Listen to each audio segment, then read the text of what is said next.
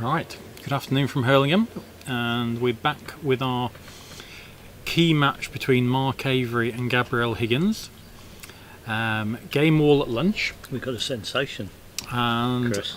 yes, this is pawn to king 4. Yes. So Mark, who's been playing east boundary quite a lot, has now opted in the third game to play his black out as a Supershot ball. And it's quite a narrow one, isn't It's it? a narrow and short. So Gabrielle's opted to play her black, her blue, her red just south of corner 2.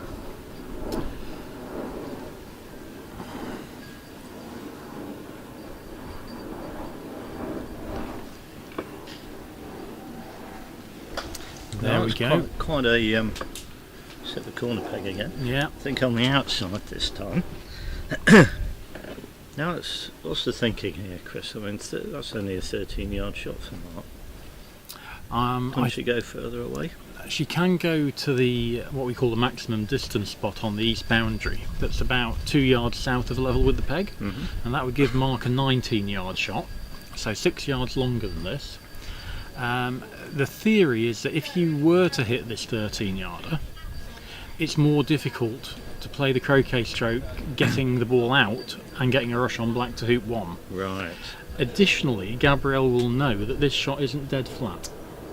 Yes. So maybe she's thinking Mark might shoot gently at it and he might get a half. I'm not sure he's going to do that. This is okay. A little trick loose. Missed it. Missed it on the hillside, but I'm not sure that would have started off on target. He hit it quite firmly and it missed by a good, what, third of a ball? So now we're going to get to see how much of a target Gabrielle has, because red isn't quite dead in the corner. It's huge. Maybe a ball and a quarter?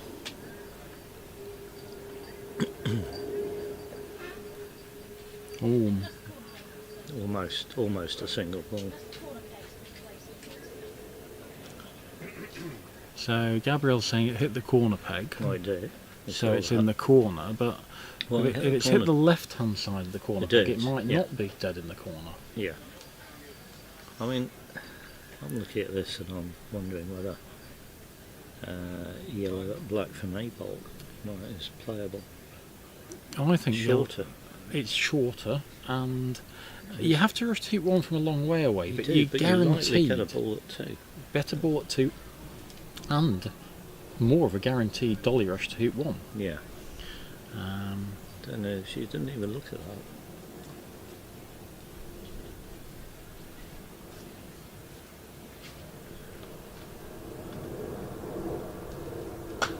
It's a trickler. She's got it though. Oh, she hasn't got it. Missed it on the non-hill No, side. that was. So, of the 4 matches on the front lawns, Yeah. this has been the lowest quality, hasn't it? Well, we haven't seen all the play. You've probably seen more play I've than seen I have from quite the a others, lot but, of play. I mean, yeah. we do know that there's been clips on hoops that aren't 1 and 4 back. Yeah, but generally the standard of play on the other lawns has been higher. Jose made an error at 4 back, having done all the peels of his TP in game 1, and Gavin's now hit the lift and failed hoop 1, and Robbie's missed. So that game's not quite as high quality there. Robbie had gone around 3rd turn. So the question is, can we now see a slightly higher level of play here? Mark's got the opportunity to play an open cannon. Which sure I'd be taking that. You don't fancy that? You could just line it up.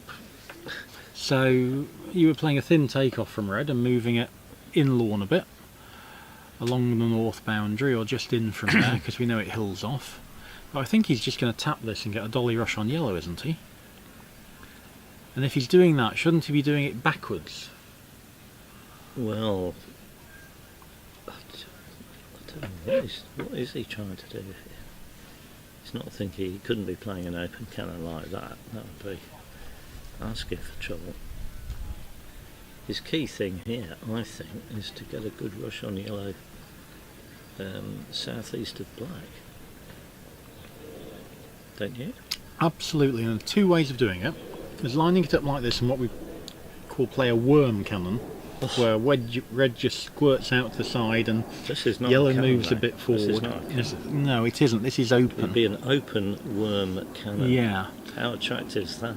So I was thinking maybe place blue quite close to yellow and play it backwards towards the corner. Yeah. Move red out the way. Move the red out the way. So yeah. Because there is a little danger here that you overhit the shot and blue rolls into yellow. Or you underhit it and you can't see yellow. Yeah, red doesn't get out of the way. Even worse. Yeah. So it is a very easy shot, but there are things that can go wrong with it. Well, he's now doing a sort of version of what. I don't know. He's picked up blue again now. Now he's moving it further round, and this is more guaranteed to get red out of the way. But if he overhits it, his rush will point more at hoop 1 than black. He's gone back to what he was going to do. Whatever it is. I think with your idea of getting away for cannon, I think the blue-red line would be pointing at the north boundary. Too far north, we think. Well, I think so. Okay. So you'd have to make sure you did a thin take off on red. Right. Otherwise red's just screaming off the lawn. Yeah, so Oh, well, it was the open worm. that's the open worm, and I've never seen an open worm before. Well, there's a first, at least for me. so he's trying to move yellow out into the lawn and hold blue to get a rush on yellow, and what's actually happened is blue's gone too far and he's got a rush pointing Back at red. back at red. Yeah. So Not too useful because he's already had red. yeah, so he'll probably chop this out. He could even opt to rush it all the way to the east boundary, couldn't he? He could, because that would at least give him a long takeoff, but down the rush line to hoop 1. wouldn't it? Or could I even suggest that you might play a croquet stroke and load yellow to hoop 2 going Okay, down the yeah, rush line? He might do that. So that's improved the rush line to hoop 1 by moving yellow to the eastern side of the lawn. Blue's now going to be going down a much better line to black, and I think you're going to be right. I think he is just going to play a takeoff. And he'll back himself to make hoop 1 and get a rush to yellow. Yeah, but no, he's looking at this. Look at this. Yeah, you're right. Yellow's going to This 2. is I'm quite surprised. aggressive. I thought if he rushed it all the way to the boundary, then he would play this croquet stroke. But from there, I thought he'd say, no, I just get a nice rush to hoop 1 and I'm away. So that's overhit again. It's not bad, but the rush isn't pointing dead at hoop 1. He's going to have to half ball this. Not a bad shot. He'll be pleased with that, I think. Yeah. Little backward takeoff now, and I suppose what we should say is even if he ends up with something angled, he could thrash at it all the way through to red. Yes. So he's got some options. Yeah. The one thing you can't afford to do in easy playing conditions is take off short here and not leave any go at a hoop. No. Must have a hoop he can have a go at. Yeah. But often in doing that you leave yourself a long hoop. Well, he's played that nice. Oh, no, it held up. Just made it. Just made it. So should be able to just smooth this through to the black. And he's away. And that should be good enough for the break. So we saw a more aggressive opening there from Mark. A little bit of a surprise. Do you think he was basically saying at the start of the game, look, I'm better, I'm the better player, I'll just take my time, get myself into the match, see if Gabrielle produces anything, and now that she's taken a game, he's going to say, okay, good on her, well played, now I'm going to step it up myself. I've got some more gears that I can go through just to show I'm the better player. Yeah. And you might look at that black going, it's not very good. Oh, well, I'm not. I'm sort of going, that's in the rectangle. And I was And it's much better than putting it 5 spectating yards the other side. game 2. 2, Game 2. and when I glanced back at the lawn, I saw a hoop 3 pioneer that was almost in corner 3. Yeah, And that eventually caused the error, didn't it? it did. Yeah. So 4 yards short, much better than 4 yards too far. This will be coming through to the boundary.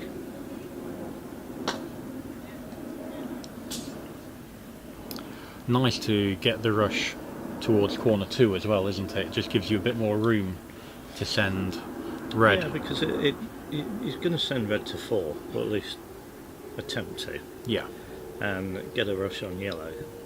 And if red is good, you'd rush yellow closer to black, wouldn't you? And if it isn't, and you decide I need to put yellow there as well, then you can rush it a bit further north. But then you're having to do two things in the same croquet stroke. Correct. So first of all, it enables you potentially to get a much tighter rush on black to 3. Yeah. And secondly, if you've played that bad shot, you've got the second option of another pioneer. So it achieves two things at the same time, and hopefully he'll just put a nice hoop 4 pioneer out. You've mentioned it hills towards the eastern side. I think it's done that many times, certainly from north of hoop 2.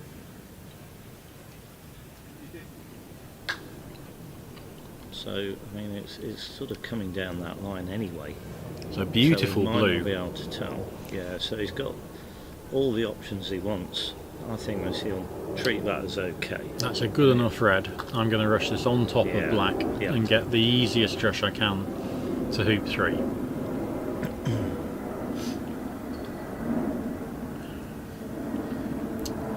Meanwhile on lawn 3, I think Robbie's back in with his backward ball with a chance to close out the match in straight games. A little bit short there to hoop 3.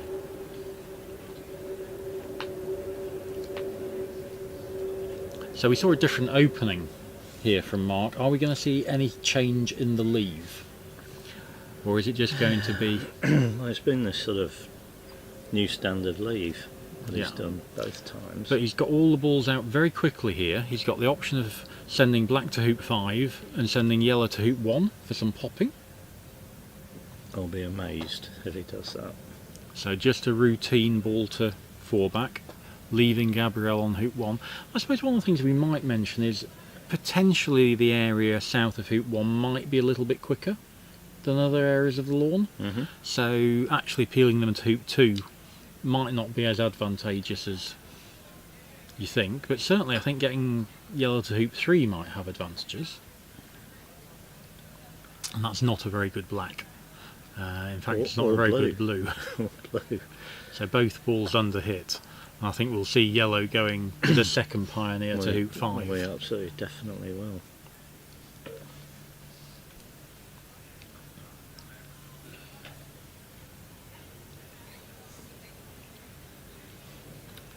So on lawn 1, we've seen quite a good display from Matthew Essick.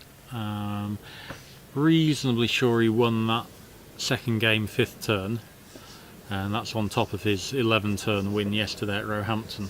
So Matt just starting to put a little bit more dominance into his performance, playing super shots, hitting in 3rd turn, going to 4 back 3rd turn and finishing 5th turn.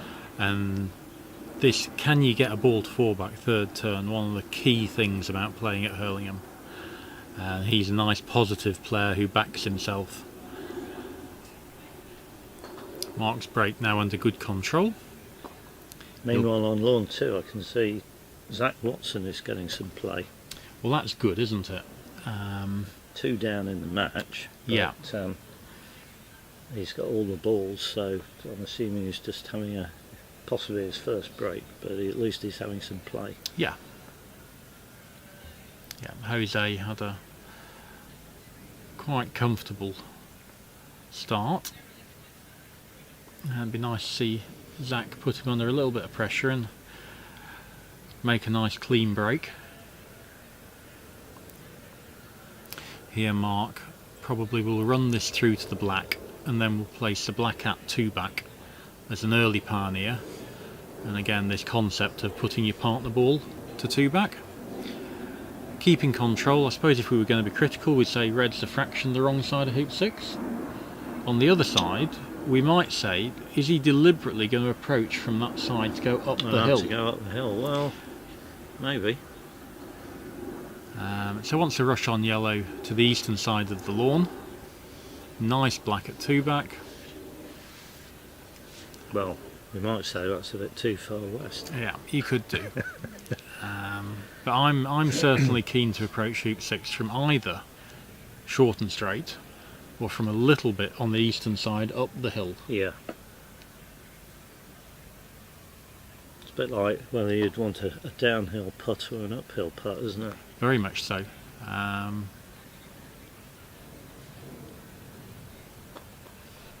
Oh. So that's gone for straight. Okay. Well, and I would be aiming to get in front of the left-hand wire as Mark looks at it, just to allow a little bit of the ball to fall. Well, it did just fall slightly. Yeah, it's one of those shots where if you get it wrong and you think, oh, I'm just going to be left with a 20-degree hoop from the right, suddenly you've got a 50-degree hoop from the right. So And indeed, that's the hoop Gabrielle misapproached. Absolutely. And we've seen multiple errors there. It's been the most popular hoop to make an error at. Even more popular than hoop 1, I might suggest, which you'd normally find most errors at. Well, that's that sort of error. We've also seen plenty of people send a ball off the north boundary approaching hoop 2. Hoop 2, yeah. So it looks like Mark might be making a new standard leave here instead of a diagonal spread. So that's good. That potentially increases the length of the lift shot from 16.5 yards to maybe 19 yards. Yeah. So nice to see that, and it looks like an MSL. That's the yellow just put on the back of one back.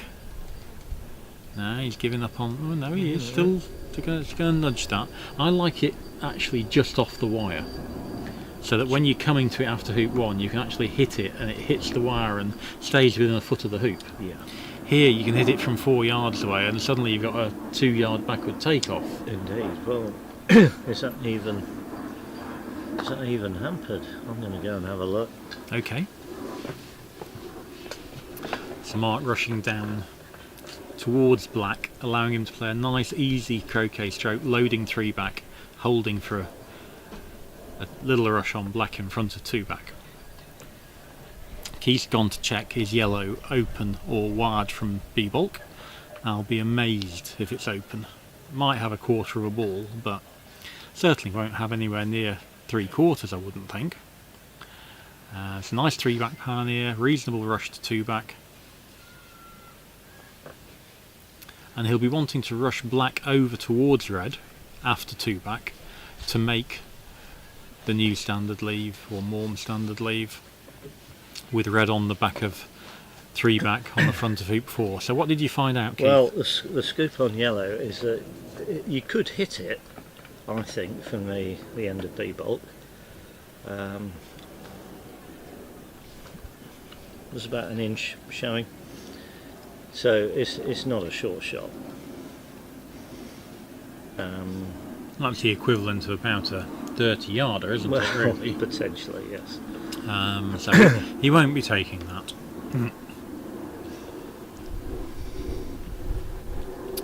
Again, ideally I'd like black another yard or 4 feet there. Just makes it easier to get a rush to the boundary. Nice positioning with red. You can actually put this into position with this shot. Well, that's what Mark did in one of his turns, didn't he? Yeah. He made the approach, and when he went to 8-bolt, had a look and decided I don't need to move red again. This time I think he'll go back to it here. I think he'll go back to it. It's a long way away from the hoop here. You start offering sort of hampered shots at 6 yards if you don't tighten it up a wee bit. Careful.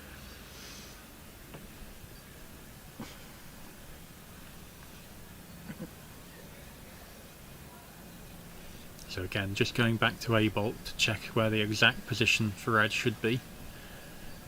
Don't want to leave a little quarter of it hanging out and have blue or black in the background. No.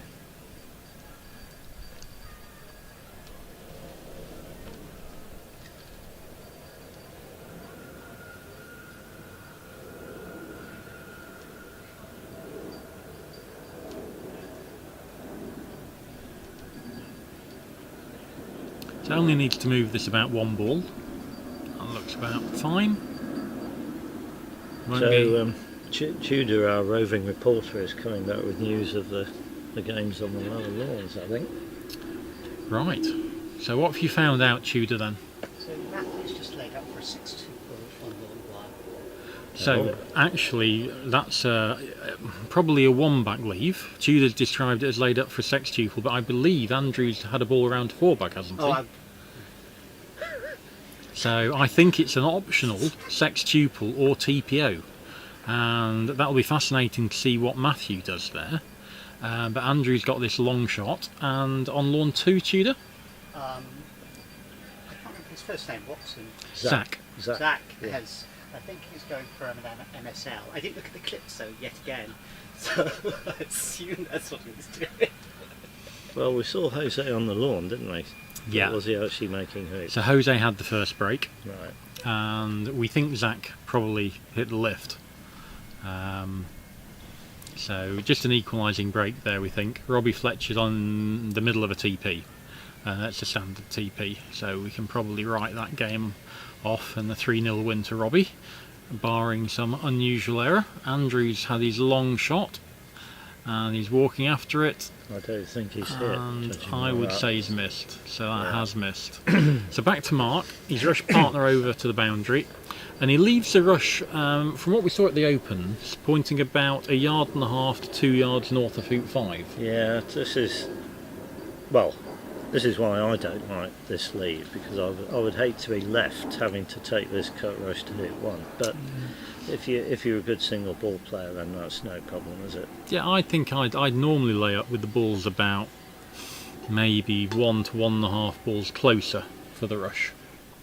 And my rush would be pointing probably 1 yard north of hoop 5 rather than 1.5 to 2 yards. So very minor differences, but I probably give my opponent a narrower double. Talking of narrower doubles, Gabrielle hit the wrong ball on her lift shot in game 2. Yeah, well, she hit the inland ball. Yeah, that was clearly not the ball she was shooting at. Right, we weren't sure. Now, she got a round of applause, and she looked behind her to try and work out whether it was a sarcastic round of applause or just merely an encouraging round of applause, and it was a genuine encouraging round of applause. Okay. But she was somewhat sheepish, and will be no doubt shooting at the black rather than the blue here. Well, so she hits blue again. I mean, it was obvious straight away that having hit the inlawn ball, her break pickup was going to be a lot harder. And she played well, didn't she? And she Played did some play a nice, lovely nice take shots. off. Yeah. Yeah.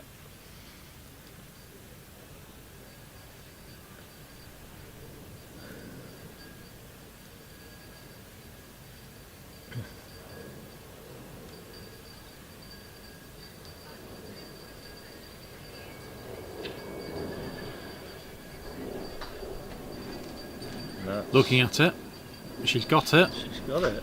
And rushed it quite a long way away, so she's not guaranteed to get this rush on blue. The good thing from her point of view is she'll try and get a rush on blue to yellow, Yeah.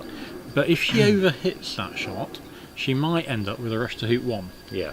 So she's got two options, and this is why yellow is wrong. Indeed. If yellow was on the wire, so it wouldn't rush to hoop 1, or just off the wire, She's only got one option. she has to get a rush on blue to hoop 1. And it's so much more difficult. Oh, and there's blacks moving. I'm surprised by this. Yeah.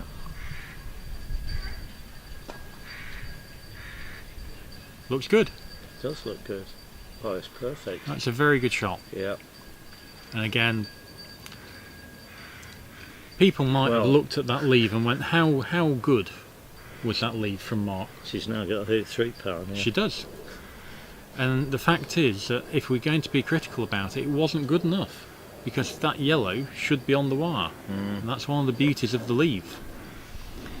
And Gabrielle's now going to take advantage of the fact that yellow does rush to hoop 1. We'll see. It's a good rush now. Yeah, that's How's good. this doing? Very good. Should be very close to yellow here. Oh, that's ideal. Might even move yellow. Yeah, It did actually move yellow, but that's okay. yeah, that's fine. And Now, would you play a takeoff here or a little split shot? I think I'm going to play a little split shot. Yeah. I prefer blue to be, might still be 4 feet from the hoop, but on the other side, the in-lawn side. Yeah. I'm not worried about that being close to black, because I'm going to say no, I'm going to make hoop 1. Yeah. And again, she thought she'd overhit that. I know, she often does that, if you've noticed, especially on hoop approaches. Yeah. Yeah, she sort of makes a little movement, like she wants the ball to stop, and then it stops in perfect position. This one's a slight cut, but not casting. For So that good one, you line. notice. Not Yeah, no casting. Needs to hit the hoop, or else it's past. It's going to hit the hoop. That might be very good. Yeah. And certainly the difference between being there and 5 yards in front, I think you take there every time. Yes, I would. So she's having a look whether it's in the jaws. Oh. It looks like it is to me. I think she can place red in contact. We've been through this a few times, and you call a referee on before you place the red ball, Absolutely. just so that they can mark the yellow. Yes. And then should you move yellow while you're placing red, the referee can replace it where it was. Yeah.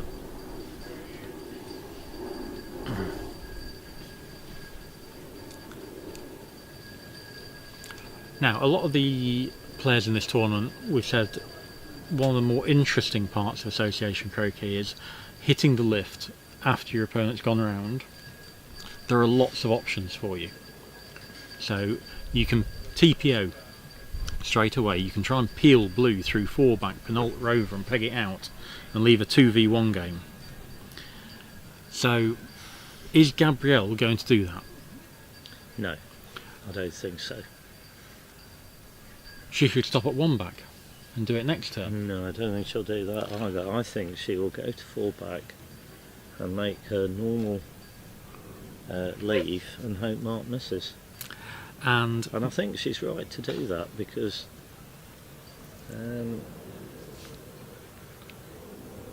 Mark hasn't hit in for quite a while, has he?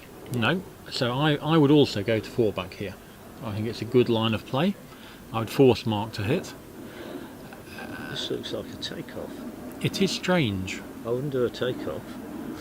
I'd quite happily roll yellow to hoop 6 here. Yeah, Go to blue, absolutely. Yeah. make sure you finish back. This is leaving yellow behind in a sense, isn't Um, it? It's going to be out of position here. It's not a difficult shot. No. Okay, well, she'll get a rush. Hopefully, get a rush back to the west of yellow after this hoop. Now she's casting. Oh no, she's stopping. Okay.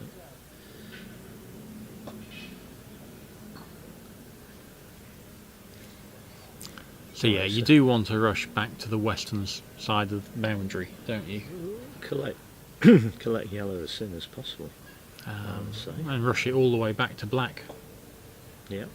You don't just go to yellow and rush it back to the peg, do you? No. Rushing it back towards the corner 3 area or north boundary. It just gives you more options on where to put it. Yeah, And gives you a shorter approach to black. yeah.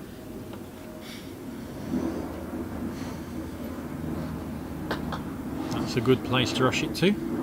Nice straight croquet stroke to load hoop 4 and hold to get this rush on yellow back to black.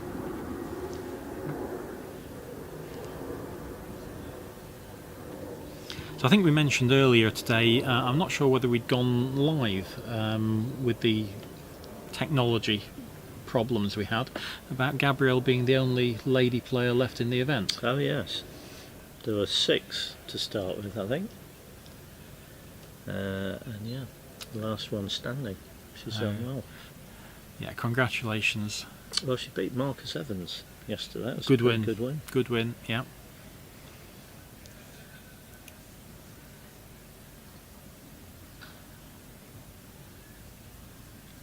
Very nice red. Look at a lovely rush to hoop, corner 3.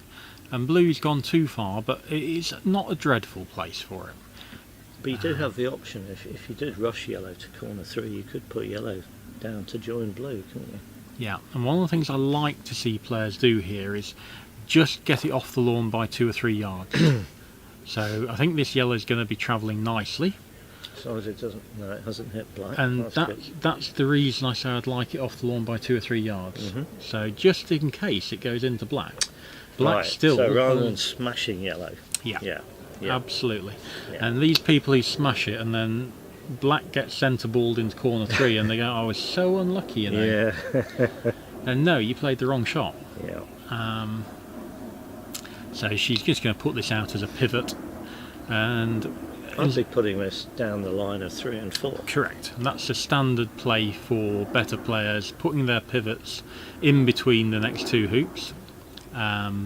It's going to help her get a rush to the east boundary to approach blue on a better rush line, and it also means that if she misapproaches hoop 3 and has to run it by 10 yards, she's got another ball in play. Well, it's one of those, if you do get an angled hoop and you think, well, I'm going to have to hit this hard, Yeah. and you expect it to go through a couple of yards, but it actually goes through 10 yards, then she's got yellow waiting. Yeah.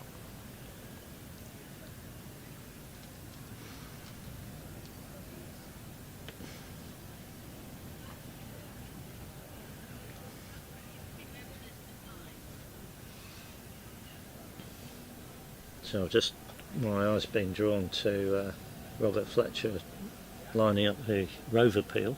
Before 3 back. We're going to 3 back. Yeah. All very comfortable, all very within his own comfort zone today. Had a nice 3rd turn ball round in this game from an anti-duffer. Now you better just explain what an anti-duffer is, Chris. Yeah, so we haven't seen many of them. It's a ball played out to the eastern side of the lawn. That's first turn. First turn, first ball, and instead of getting to the boundary, let's say level with hoop 5, it's played 2 to 3 yards in lawn from the boundary, saying, look, if you lay a duffer tie, I can hit that short shot and take off behind my first turn ball and get a rush to hoop 1 and go round. And in this case, Gavin didn't lay a duffer. Gavin shot and finished south of it. And Robbie just hit Gavin's ball, stopped it out a bit, got a rush on partner to hoop 1 and went round 3rd turn.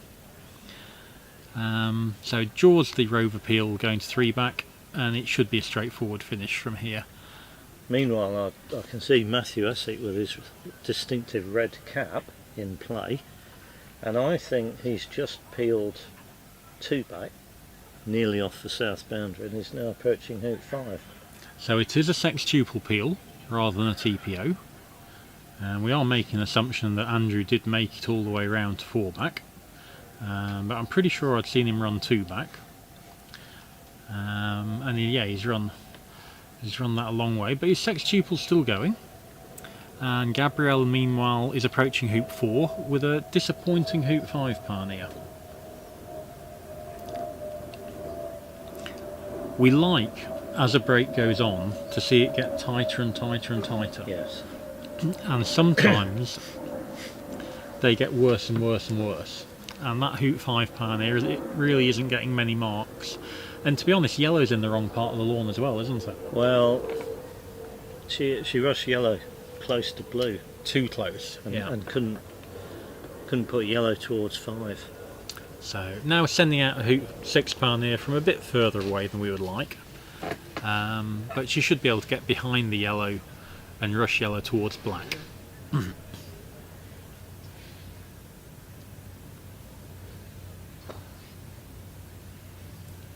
So blue going down a good line until it gets to the hill, and then it's actually going towards the hoop, and then it goes left at the end. So slightly overhit hoop 6 pioneer. A cut rush towards black. The shots are all just a little bit off, and she's not far away from having it back under control, but we shouldn't be picking the break up for a second time during a break, should we? No.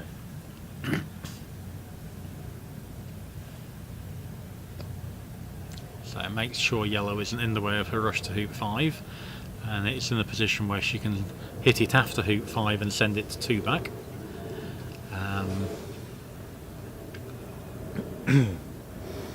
It's okay.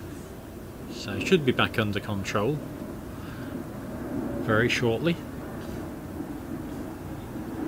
Well, this is the area she's fallen down a couple of times, and she was hoop 5 in game 1. Yeah, going back to where she is now, I want her to stalk that shot.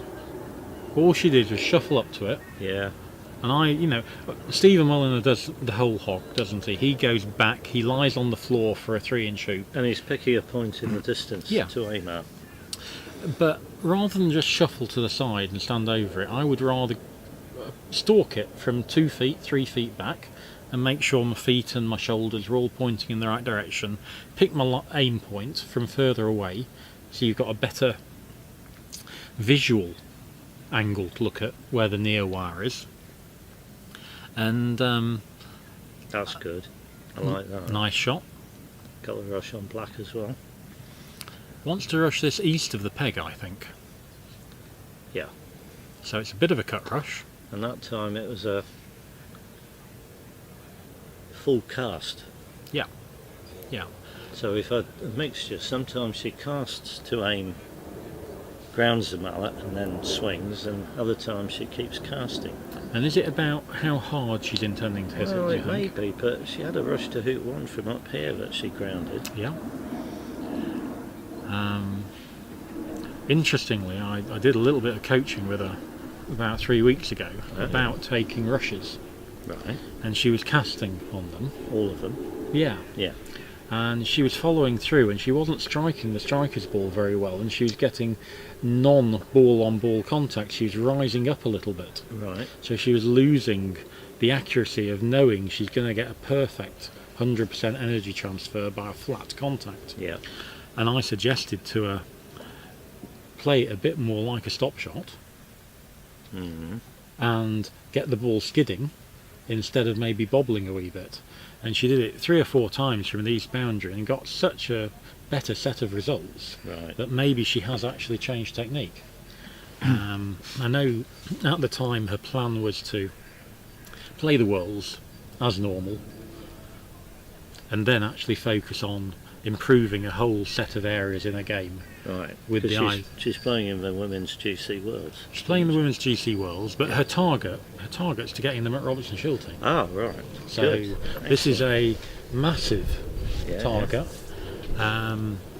The last lady to play for England was 1996, Yeah. so a long time ago. Current WCF Secretary General. And talking about Debbie Lyons, who's had a lovely tournament. She's played very well in the block, and she said she was very pleased with how she played yesterday as well. Okay. I think she lost 2-1 to Zach from memory. She did. Yeah. So Well, she's also the current Women's AC World AC Champion. World Champion. Beating Gabrielle in the final. Yeah, At one of your other clubs. indeed, Christchurch United. So nice to see the aspirational level. A lot of lady players don't push themselves as hard as you might see the male players.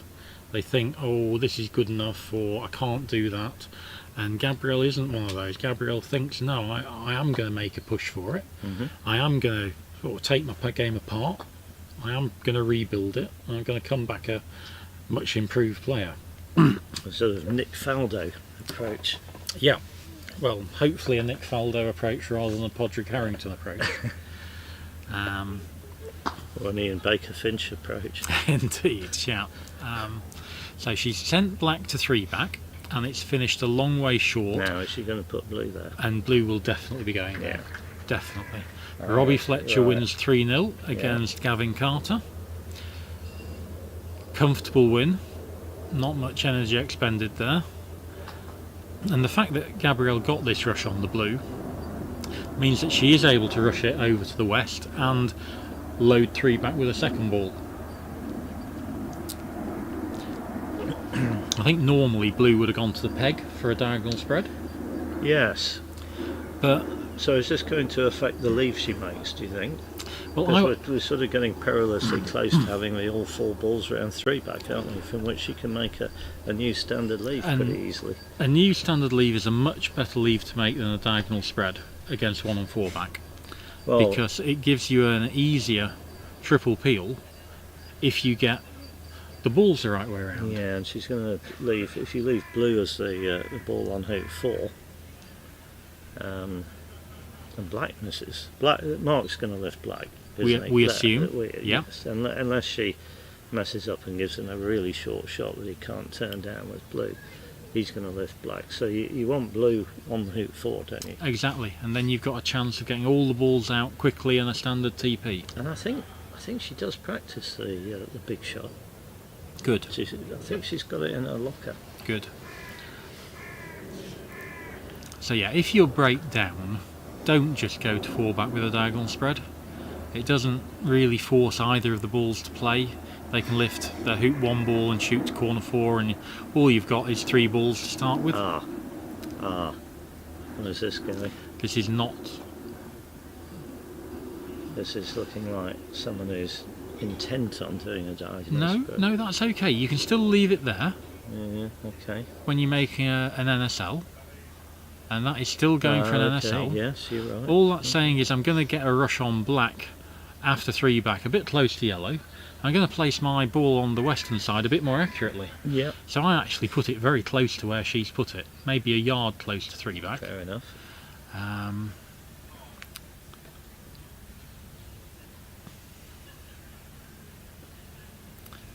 Yeah, don't rush it dead straight in front, that's good. And try and position it potentially with the first shot. And it's much better to overhit this than underhit it, isn't it, Yeah. Keith? Now you run past blue. Yep. And she's in a good position to do that. This is nice control. Now, maybe go and have a look exactly where you want it before you play this shot. Yeah, good, good. Well, yeah. There's a bit of me sort of goes, why do people go and walk to the end of bulk? It's not moved.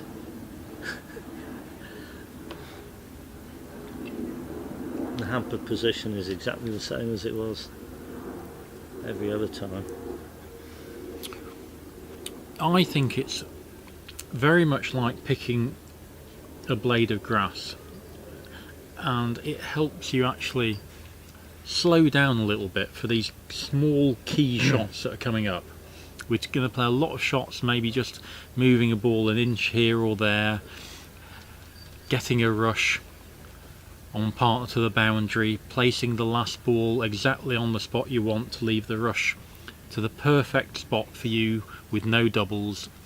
And I like making sure that everything's bob on. Mm-hmm. So here now she's placed the blue. It's a long way away from the hoop, so you do have to be aware exactly where you lay up about leaving. Yeah, you don't want to give blue. That would be very disappointing to give blue an open shot as it lay. We've got a key question in from Jim Nichols here. Why does Gabrielle play with her mobile in her back pocket? I'm not the right person to ask that, as one of the weird people who don't own a mobile phone, but I suppose you could say it fits. Yeah. And It's increasingly more comfortable than a front pocket. a lot more comfortable in the front pocket. And I know that there are members of the world community, and I don't think Gabrielle's one of them, who feel some sense of loss when their mobile phone moves more than 3 metres from their body. But I think Gabrielle's a bit more mature than that, and it's probably just to make sure she doesn't lose it. Oh, interesting. Now you see, let's got something in from Judith. Good to see Judith on from South Africa. Well, that's interesting, the pedometer. Oh, Jim Nichols in Australia. We're people all over the world tuning in, Chris. Absolutely. So hi Judith. Judith is an ex-women's golf croquet world champion. And yeah, quite pointing out that maybe Gabrielle's got a pedometer app on it. And I'm used to people wearing a wristwatch, but now that's Right. old-fashioned, isn't it? Oh, no idea. A wristwatch which counts your steps, and she'll go home at the end of the day and say, well, I was trying to do 10,000, but I did 17,000 today, so I can have a second serving of dessert today. And if you've only done 9,000, what do you do? Well, you Do take the go- dogs for a walk, don't you? Okay. I mean, So checking this hampered shot out, and also she's wandered again to the end of A bolt just to make sure she's not leaving a little bit poking out. Can't go too far south here because of that. And we don't really care about black, because black's getting lifted. Yeah. So are we going to leave a rush to hoop 1? Now, here's a question that I came up with while I was on commentary with Tudor. Is there any merit in leaving black enticingly near the end of B bolt? Say a nice little 11-yarder. So near of B bolt than it currently is. Is there any merit in that? So Mark, assuming he does lift black, which he will want to do, all the time he's got in the back of his mind, I'm taking this 19-yarder or 20-yarder or whatever it is. But I could have had an 11-yarder with the other ball. I'm going to say no, because you might just have the 11-yarder hit against you. Oh, he's going to play black. Well, I'm not definitely playing black if I've got an 11-yarder. Right.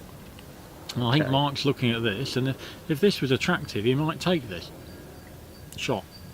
Blue at yellow, if he's got a little bit of a poke at it. That's not attractive, is it? That's not attractive. Not even if you could do a sweep, would that be attractive? No. Certainly don't want to do a sweep there. But he's doing what we expect him to do. He's picking black up. Yeah. I think he's going to go to corner 3 and take the long lift. Well, he's not. Not yet. Anyway, so not yet. This is to A bulk. I think this is a flatter shot.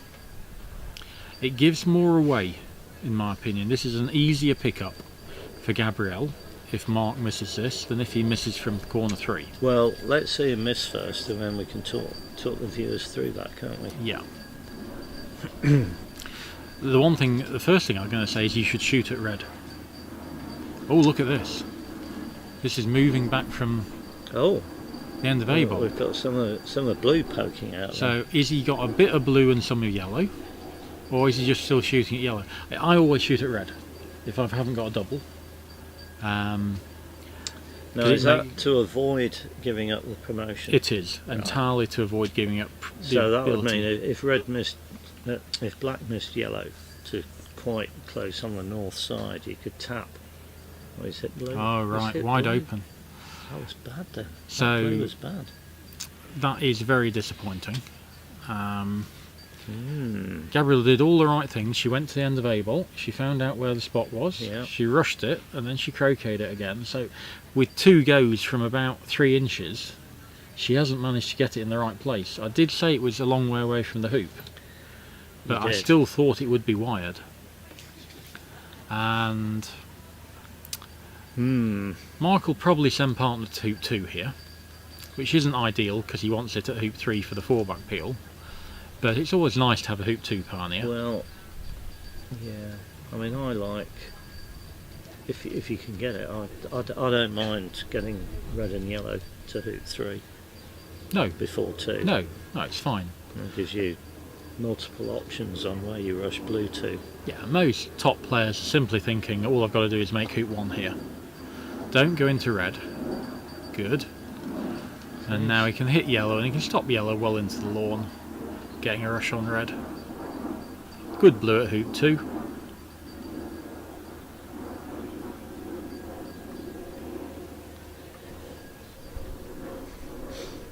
Yeah, he's moving. He doesn't mind moving yellow quite a number of yards here, and he's doing it with a split shot. Yeah.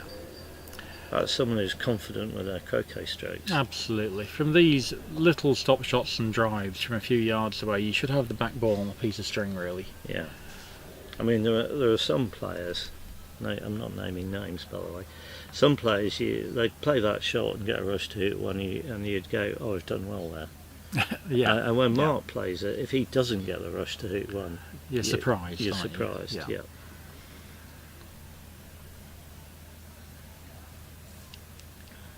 Nice rush. And he's got yellow well out, so any sort of rush over east, probably east and south of yellow, he'll be happy. And even if he rushes it so that it's still west and south of yellow, he's still happy. Some people I know Yeah. like to put a ball at hoop 4 after hoop 1 Well, here. yeah, they do. I think you've got more options for getting the peelie in the right place if you've got 2 balls. So, textbook. Oh, and 2 balls south of hoop 3. I like. Oh, that's interesting, because Yeah, I normally like them a yard east and a yard west. Yes, but I also have them a yard south. I'd probably move about 6 inches south, if anything, rather than a yard. Right. Well, Um, nuances. yeah. But yeah, having a ball either side means that after hoop 2, wherever you rush to, you can put the peelie into peeling position and get a rush on the other ball north. Yeah. And that's sort send of it to why- hoop 4, and then. Yeah, but if you imagine after hoop 2 you rush your partner ball to the north boundary, Well. having your ball a yard south is weaker than having it 6 inches south, because you have to get past yes, it, don't is. you? Yes, it is. So that's my reasoning for having them 6 inches Interesting. rather than that. Mark's got And this. my reasoning is I might be rushing blue 10 yards south of 3. Indeed, you might be. So I'm wanting the 2 opponent balls within easier reach. Fair enough. You know, it's just different strokes for different folks. But we don't like leaving a ball at 4. I don't know, because now you've really only you've got to be more accurate with your rush on blue after 2. Yeah. Is my thinking. So imagine blue gets rushed halfway to hoop 3. Yeah. It's much more difficult to play a pass roll than a full roll. Yeah. See, just a bit less precision, I think, and Mark's done well there. Yeah. Well. Probably Might going to be. end up with a rush south of the hoop. Yeah, probably. I mean, if that ball had stopped 3 inches short of where it did stop, he would probably get an easy rush to hoop 3, but it's not quite as easy now. Just needs to run this by 3 or 4 inches. Yeah. Well, lots of people would still be running it by 4 feet, wouldn't they? But what I liked there was he stalked it. He went Right. back and just had a couple of steps into the ball, Yeah. got everything pointing in the right direction, and had that visual guide. It's pretty good. I'd, Pretty good, again, but it's not perfect. I'd much rather have rushed it past the hoop. Yeah. Yeah. Now you've got this little sort of pass push, which Mark's quite good at. Putting blue, and he'll put it deeper than normal, just to give himself a margin of error. He's not going to put this 18 inches behind the hoop. No. He's going to put it a yard or so. Oh, where's that gone? Oh, that could have glued up against the wall. And he just walks nonchalantly forward and carries on as if that's what he meant to do. And he was just testing out how firm the hoop was before the hoop stroke. My word. That was never really anything other than the plan.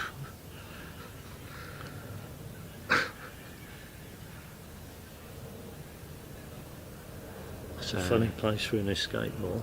It is. So I'll try and run this past the blue by 2 or 3 feet. Well, he has. That's lovely. Yeah. And he's back under full control again. Nothing possibly could have gone wrong with that.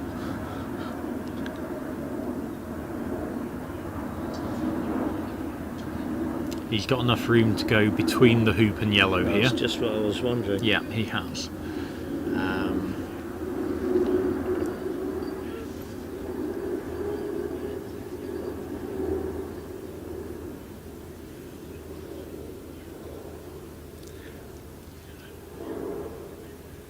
Playing it with a drive. Lovely black, and blue's probably through there, but you might need to just double check that or get a referee out. Yeah, getting a referee. And if it is through the hoop, he'll be able to come back and rush it back through hoop 3 after hoop 4. Yeah, he could, yeah.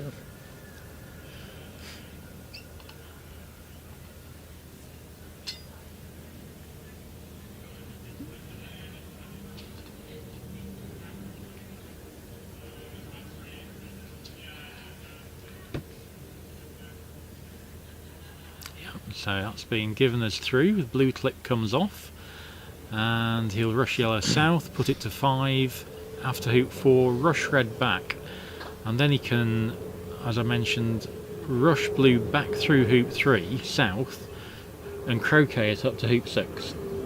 And one of the key things about that is because you know that blue is going to be going through hoop 3 on the line of hoop 4, you want yellow to be short of hoop 5 here, don't you?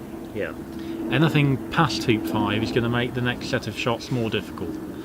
But a yard short is much better than 2 feet past.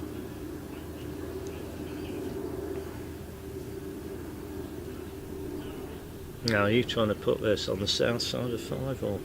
I'm going to try and put this level with hoop 5 Okay. and about 2 feet short. About there then. No, that's a bit north. But it's okay. It's okay. Yeah. Certainly, there's plenty of control here. In game 1, he made hoop 4, rushed back up, and almost decided not to stretch himself and just sort of rushed it a couple of yards past blue. Whereas normally we'd tonk it to corner 3, wouldn't we? Yeah. So how hard is he going to hit this? I think he's going to hit this harder than game 1. Well, still just stroked it, but he's put it on a better line, and he's now got plenty of room to send that. Well, blue's was nowhere near as far north. No. So red can easily get to 6 here. Yeah. And you don't necessarily put this to hoop 6. No, it should be the ball you hit before you hit blue. Yeah. I prefer to approach the hoop off blue. Correct. So it's effectively a pivot Yeah. that's close to hoop 6, but maybe a couple of yards south. And wow, I can't believe he's done that. I thought he'd just smash that down the lawn and croquet it back up. And he hasn't done. So it's another thick takeoff. Moving black a lot further than he would have liked. No, okay. Now I'm going to say he's put red in the wrong place. I'd have red north of the hoop if you were going to do this. If he's going to do this. Maybe he did that because he didn't get a good rush on blue. Right. And he wasn't straight on it. But yeah, if you're going to leave blue there, red should be level with the hoop or even fractionally north. Pretty good takeoff though. He's got a lovely rush on yellow and moved blue closer to where he wants it. So do you go to blue first? Yeah, I think you probably do, don't you? Go yellow obviously first after the hoop, and then put yellow to one back and rush blue. I do. Yeah. I do, and I'm also going to be trying to approach uphill. Yeah. So very much on the line that red is at the moment.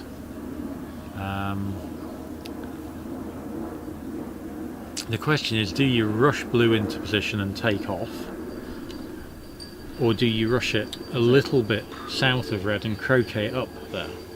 And it's a halfway house position at the moment, I think. I mean, if you don't get the rush, if you're trying to rush it to peeling position, you don't quite get that right.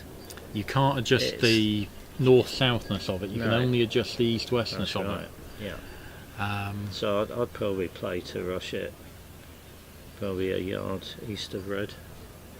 So I've got a clear sight of loads of peeling positions. Plus we know there's a hill.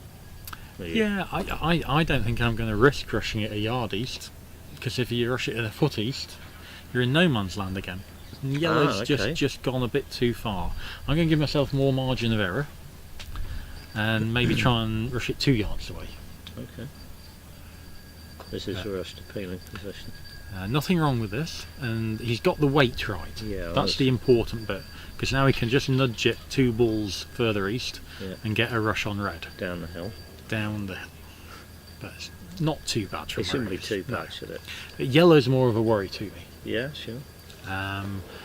Particularly as we look at it, we're looking at a brown patch quite close to the north boundary, and to be honest, Mark needn't go anywhere near that brown patch. He's got a big verdant green patch a couple of yards further in lawn, so he shouldn't be in too much trouble. And approaching hoop 6 up the hill, he can actually play the 2 options again of peeling firmly with pull or peeling with a gentle stop shot with no pull. Where's he sending red? Again, he's opting for this westerly position to be able to peel with a bit more power, but with pull. And that's so much easier doing that uphill than the other way.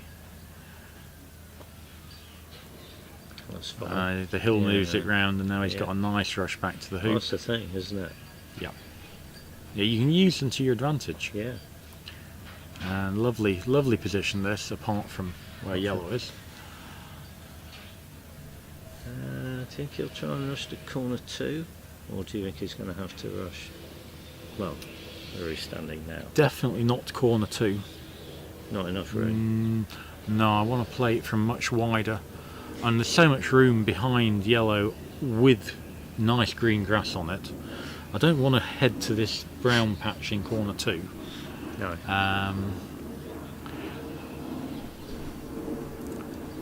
The deepest patch of brown in the lawn is actually on a nice line to send your ball through to make sure it's getting there, and then it stops on the green patch if you play it from near the end of B-bulk. Yeah. So I'm looking at that going, it's quite a nice natural croquet stroke.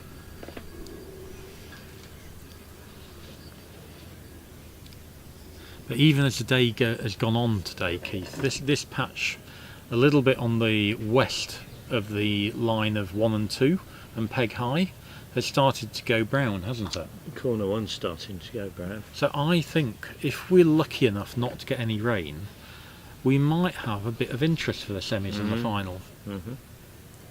Well, yeah, it's 2 days till the semi. It isn't is. It is, yeah. 3 until the final. Now, So I'd have given myself another yard of room here, but Mark has a good stop shot.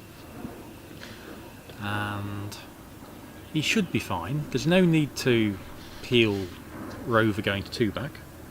And, no, absolutely not. We keep saying this, don't we? Yeah. There's no hurry. Set up a good position to peel rover going to 3 back. No, this is. This is. I can This is play a- this, yeah, but it is a maximum stop shot. This is a shot worth getting right, isn't it? So play the stop shot. And He's gone into tight to yellow, He's gone into and he's yellow. gone into it. Yeah. Which is why I just like that extra yard you could have given yourself. You needn't have played the full hammer Red's good. max ratio stop shot, get the split right. Just gave you a better angle.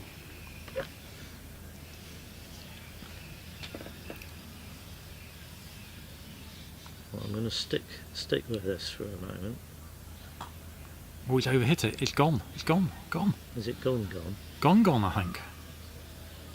Well, we thought he'd gone at 3 back, didn't we? And No, he's in the same positions as 3 back. This is This is doable. definitely just about runnable. hasn't run it. And that is bad. That is a Yellow hits black. Ball at Peely at hoop 1 for Gabrielle. yeah. It's given the game away.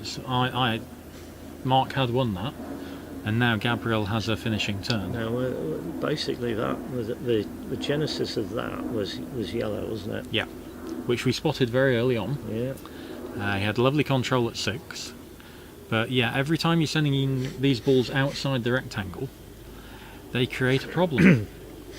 I think Gabrielle will probably call a referee and shoot at black. If she Oh, she's doesn't, got she'll to. shoot at blue. Got to. Can't turn this down, can he? How far is that? Well, it's only a 10-yarder at blue compared to a 4.5 yarder at a ball in the hoop. Yeah, I'd like the ball in the hoop. You like that, do you? I do. Okay. Yeah. I do. Tim Dutton, KC, comes out. One of our championship referees for the week. I'm just checking because I know you like pegging the opponent out. Wouldn't you think if I hit blue and the TP didn't go very well, maybe I could do the sextuple on the opponent? Good shot from Gabrielle. Keith's trying to recover. Yeah, very good. How many TPOs have you done? TPOs? Yeah. I don't know. I don't even know how many OTPs I've done. Now, do you try and roll black into the hoop 2 to keep it there? Absolutely do not. No, Not in a million years. I You- do. Yeah. Yeah, I do. Well, Nothing can go wrong with it. be wanting. I'd be wanting to get a rush on blue to the south boundary, ideally. See, I wouldn't want to go where Gabrielle is standing, because No, if that's I not a rush. finish short of Mm. there, I can crossbar myself. Yeah. So I'm going down the line west of blue, Yeah. rolling black into the hoop. Okay.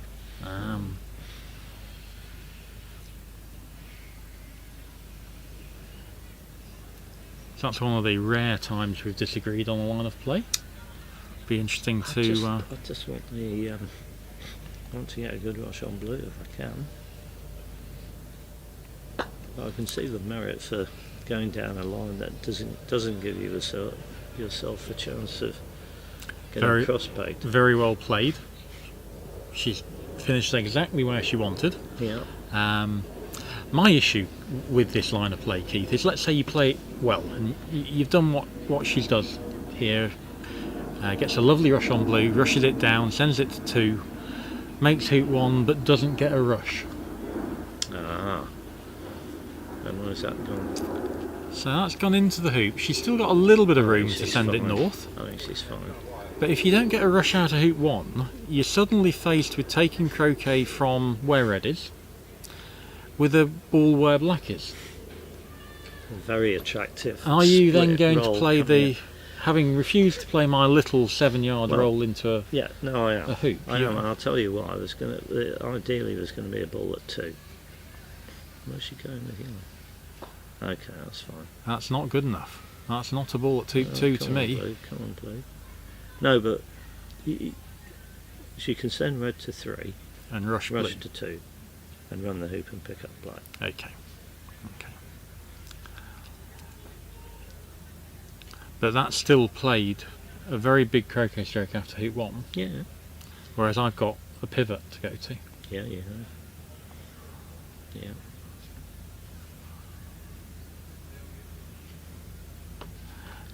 And this is one of these big matches that often. And she's going to be thinking, I should finish. But she's also going to be thinking, well, that's going to put me 1 game away from the quarter-final of a World I Championship. don't think she'll be thinking that. So, No, she does that quite often. Yeah. That's I wasn't brave enough to hit that gently enough yeah, reaction. I've been telling Gabrielle and Jenny and a whole range of people who are in this slightly lower category, it's what differentiates the top players. Reg would have got a rush out of that hoop every single time. Yeah. So yeah, she's finding your option of going to blue. Well, she's done it well enough. It's pretty good. And this Well, time, red's good. Red's this good. time red is very good. Given the fact that yellow is actually a bit away from blue, would you ever rush to black?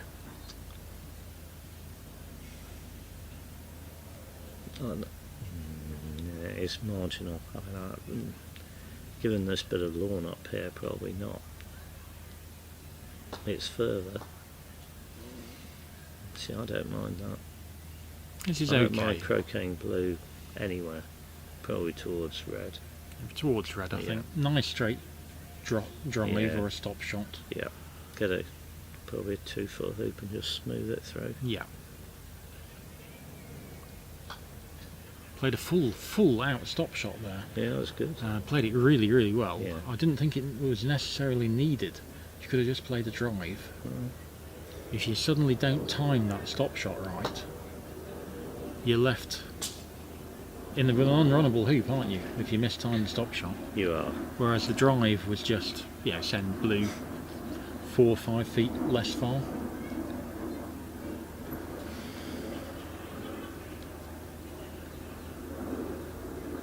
Well, I'm just going to have a quick wander down to lawns 1 and 2, Chris. Yeah. Get a report, because I did Excellent. see Andrew Johnston in play. Well, that'll be good. He'll still be in play if he was in play, I would think.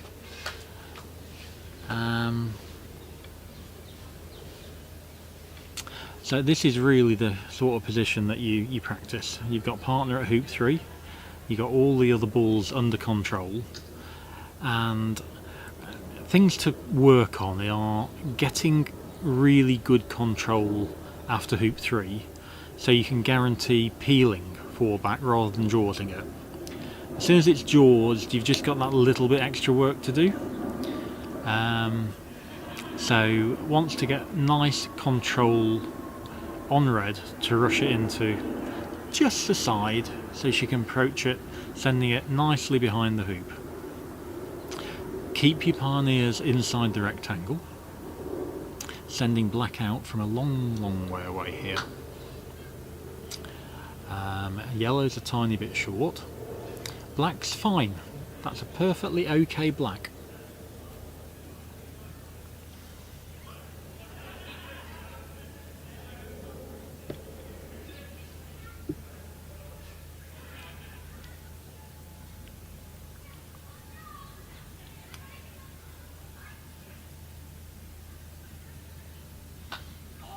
Oh wow.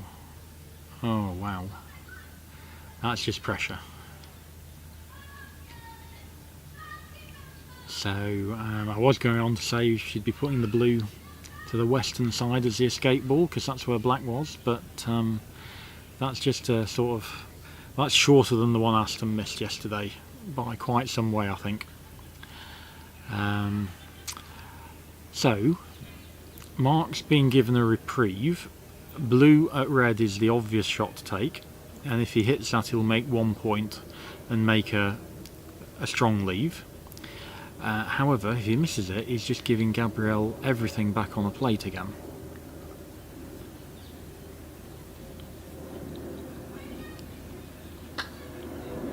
He missed it.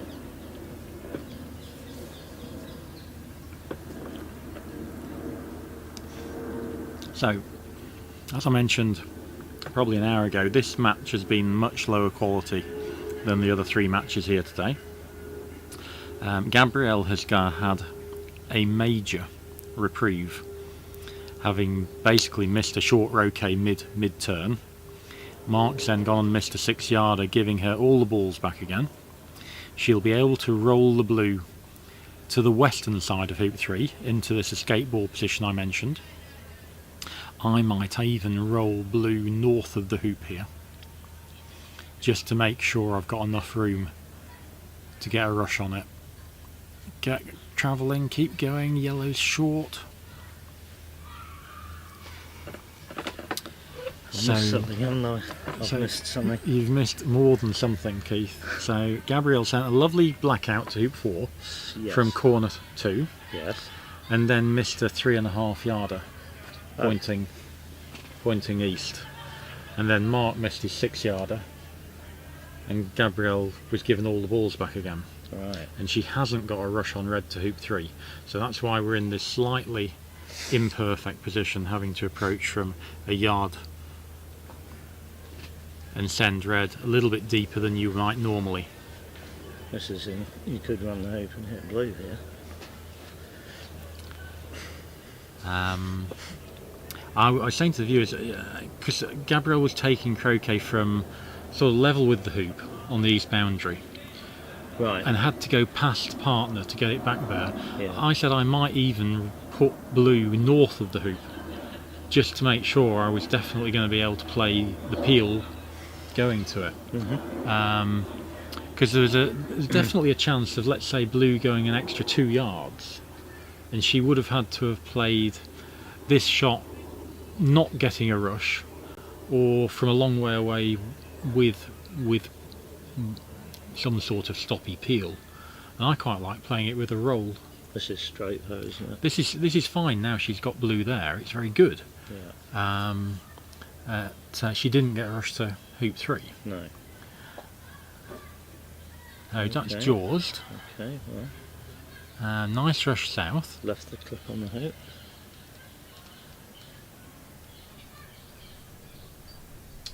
Right, so what was your update then, Keith? Okay, so on lawn 2, who's a reaver. Yeah. I'm expecting him to finish off a TP to win the match. Okay. Zach was on 2-back, I think 2-back and rover. 2-back and rover, so that's a finishing turn that Zach's put down. And on lawn 1, yeah. Andrew Johnston's on a TP. Yeah. 2 peels done. think he's just made 2 back. Yeah. Matthew on 4 back and penult. That's a failed sextuple. So Jose should be winning to go 3-0 and through to the quarter final, which from memory is it against Robbie Fletcher? I think it is against Robbie Yes, Fletcher. You're right. So that's a match to look forward to tomorrow. Meanwhile, I think Andrew Johnson, we mentioned earlier, he's gritty, isn't he, Andrew? He keeps himself in matches.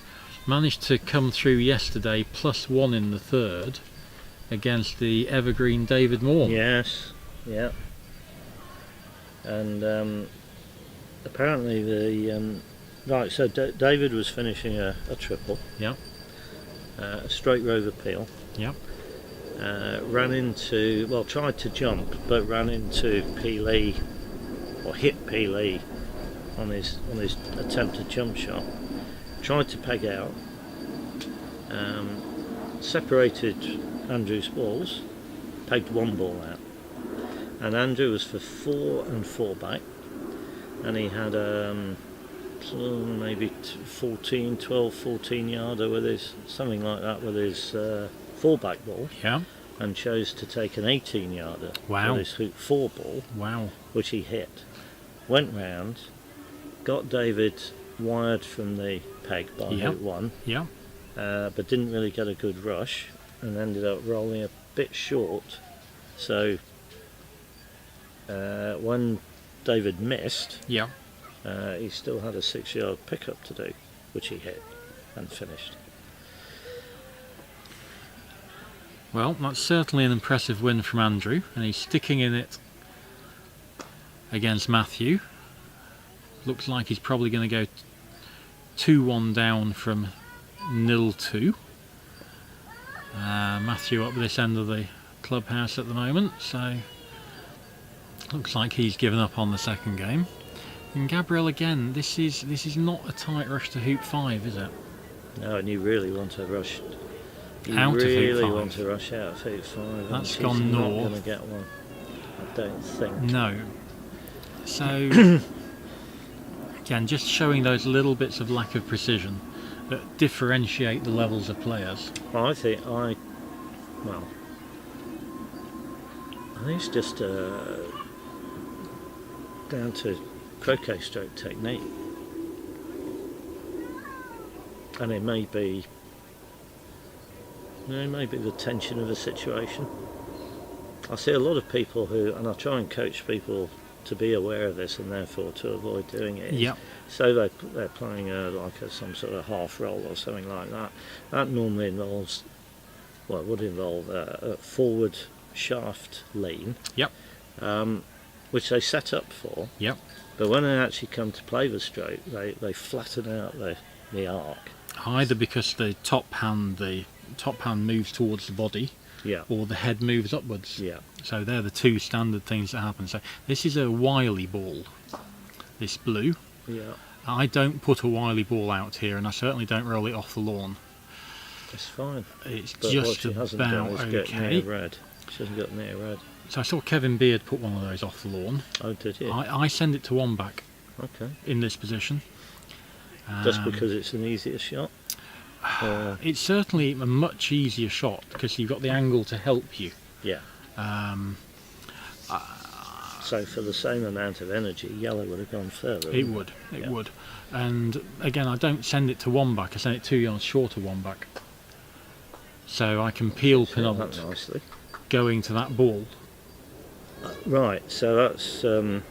he's probably gone to bed now, but that's what Paddy Chapman likes to do. Good. Well, I think it's a good line of play. Yeah. So do you never use the wily No, method? I do sometimes. So after hoop 5, if I've rushed east and I haven't rushed it quite far enough to send to 1 back, then I'll send out a wily ball. Oh, But so that's a second choice then. it's a second choice. Okay. Yeah. And you often don't rush far enough after hoop 5 for some reasons, particularly when you're not a good rusher. But at least you're putting the wily ball out from much closer, rather than rolling it down from hoop 5. You know, it's not an easy ball to put out from hoop 5. No, not at all. No. You know, it could be 6 yards short, Well, it could roll off the lawn on a quick lawn. So the just to put viewers in the picture here, the Gabrielle's plan here is to make the hoop off black and leave black as an escape ball for the peel, so it would all rush to one back. Yeah. But her reception ball is blue, and it's down here, so she can run the hoop confidently down to the boundary and have room to send blue to two back, getting a rush on red to peeling position. Yeah, so that's a good black. Arguably you can't play a straight stop shot peel because it's not far enough north. Yeah. So that would be a negative about black. But to be honest, red was almost in the position where you'd want to have black. Yeah. So she might not have really had the option of sending it to normal, ideal position. Because it might have been in the way of the rushing red in front of the hoop as well. Yeah. So now the advantage, if you get this, the thing you have to be able to do is make one back. So you've got to make sure, you've got to know, be confident and practice the peel, getting a rush on black to one back, and then be confident that you can rush 7 yards to one back and make it. Yeah. But once you've achieved that, if the peel's gone through, you're back on track for a standard TP, even though the first peel didn't go through. And this is short, that yellow's short. That simply isn't good enough. She could have hit it another 2 feet or another 2 yards further, and they would, all of those positions, she'd have had a rush somewhere in front of penult. Yeah, we've got. That's a good effort. Except it's gone down the hill. Yeah. Yeah. Now we're looking. I love this comment from Chris O'Byrne. She picked up the PLE clip, but didn't bother to pick up the striker's ball clip at hoop 3. And I think it's a good spot, because to me what it shows is she's nervous. Oh yeah. And these little things just showing you that, you know, the player's really, really under pressure. Yeah. Useful things to pick up.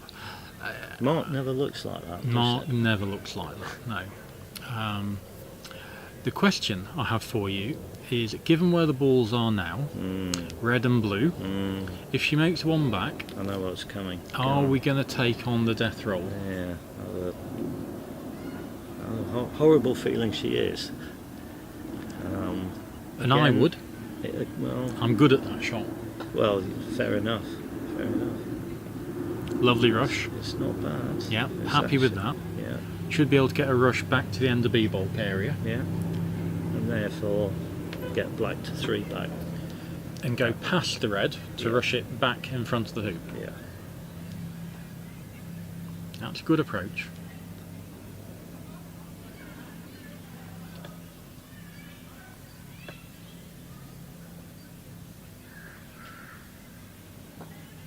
I think to justify going for the death roll, you have to be pretty confident that you've got control of yellow to get the rush on blue. Yeah. And not, you know, I'm not, when I say a rush on blue, I'm not talking about a 4-yard punt in the general direction of 2 back. No. I mean 4 to 5 feet at most. Well, I think the players with better single ball strokes than you would certainly be happy with 7 to 8 feet. So that's about 95% of the croquet population. It is, yeah.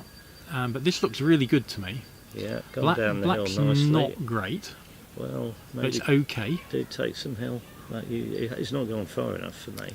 Yeah, But but yellow's good. yellow's good, yeah. I think we're going to see a death roll peel here. Up the hill, up the hill. Is That's that fine. Far enough? Yeah, that's good. Happy with that. Yeah. And you've got to allow for some pull here, so you can't just line it up to go through the hoop. You've got to line it up a fraction into the left-hand wire, haven't you? Well, she's just put that down, and it's correct, whatever it is. You forget about red here. It's all about yellow. Lovely. Well, she put it in the right place. This looks good. This looks good to me. Well, it's more in the 3-yarder. It's not a 5-footer, Keith. No, it's not. So you can go and It's- put your clip on 2 back. It's probably. I still want to have a go at the approach, if you don't mind.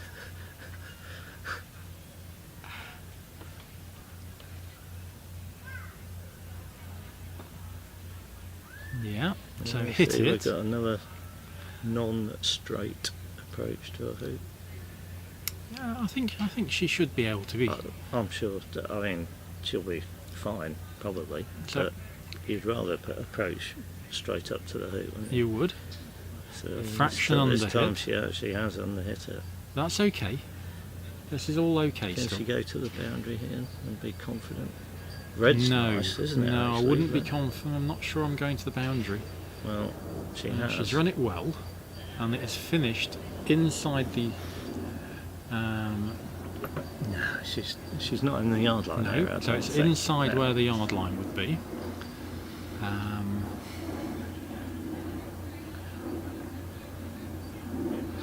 That always gave me a lot more confidence. I think hitting that shot is easier than hitting it if it's 2 inches inside the yard line. You always feel a bit unlucky, don't you? Yeah. So Well, 2 inches inside the boundary. Even that worse. would be even worse. Has she got enough room here to get the rover peel going to black? Because black's still Black's quite a not long in way a north. horrible place for that. Now, what's she done here? So that's a Where's blue's she gone? travelling. Blue's still going. It's quite a nice shot, though. It's Yeah. not too bad. I never liked it outside the rectangle there. I know you don't. I really don't. But is she going to cut this in front of the hoop and then peel going to black? Well, the horrible thing I can foresee happening in the future, but you need to avoid is either taking off from red to blue Yeah, don't want to do that. or playing some sort of ugly roll. Black penult to malt going to into blue. blue. Yeah, I don't like that. don't like that either. No. So might we actually, if things went wrong, give up and move red away from rover? Yeah, you've got time to put it back again. You do.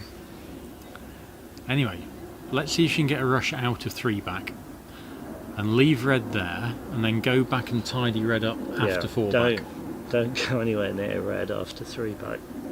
But first things first, we need to be able to approach to get the rush.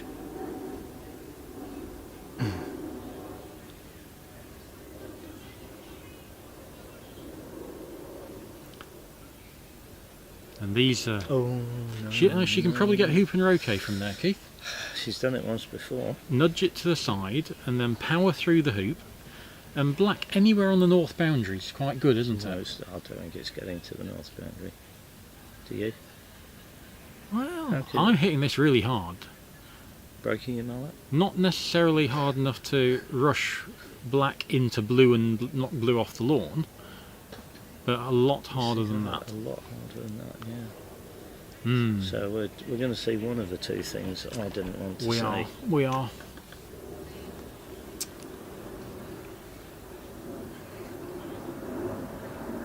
And she's thinking. We're going. Still Ah. not sure. I'm going straight to blue here. And so she. Wow. I think that's a good choice. It is. You've got to get past it though. She's got past it, I think. Has she? No, No, she's black's gone too off to the far. side. Which is bad, and yellow's short, which is also bad. Okay, well. And that type of shot much easier to play with Humpties.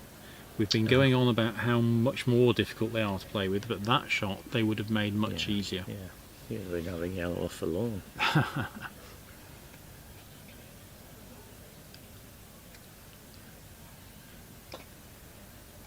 Yeah. I was okay. worried okay. about the hill there. I thought she could have missed it on the Yeah, right, That's okay. but she started it off just Yeah. centre or. Just get this right. At this point, I'm just thinking, make 4 back and a roquet. Make 4 back and a roquet. That's all I'm after. So again, here, let's say she runs the hoop by 2 feet. Ah, she's so pissed. Maybe she's more relaxed now. Are you going to go back to red, or are you going to say, no, this black's just not good enough? Red's fine. Even if you get a rush to it? Could be better, but no. I don't want to come out. That's not a rush. That's a rush. That's a rush. That's a rush. It's a punt. No, she could easily choose to go to red here. She's looking at it. This is optional. Do you fancy? I don't fancy the takeoff from black, from red coming up to black. What you're trying to say is you don't fancy the hoop approach from where black is. Or further north.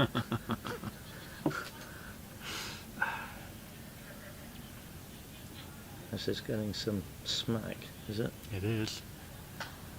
Yeah, well let's look on the positive side. It's a good shot.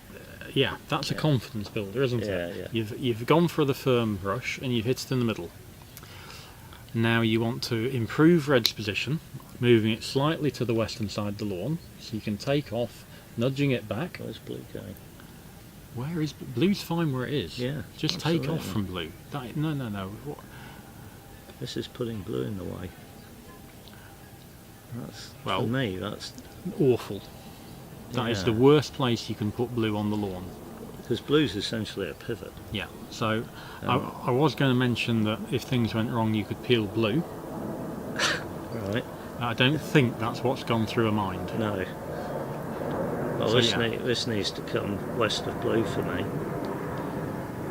So we would both have just taken off there, wouldn't we? From Left blue? blue where it yes, was. absolutely. Blue's fine. Yeah. And I want to take off from the opposite side of red, moving it back, having rushed it further in the first place. Yeah. This should be just a thin takeoff.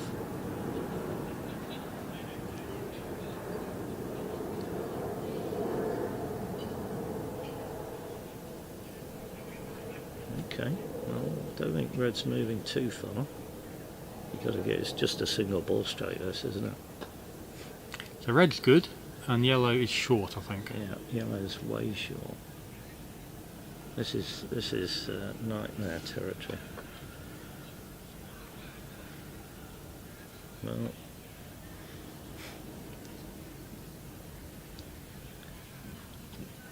move black and yellow 5 yards south. That's brilliant.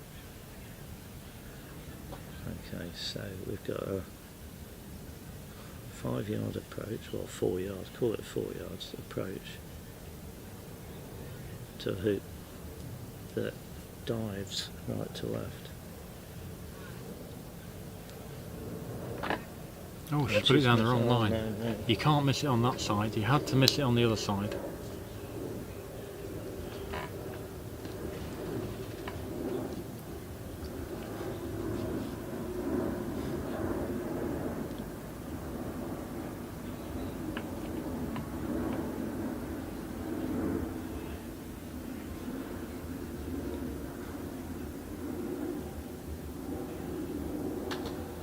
It's a very good shot. Played about as well as she could do, and she's still in all sorts of trouble. All sorts of trouble.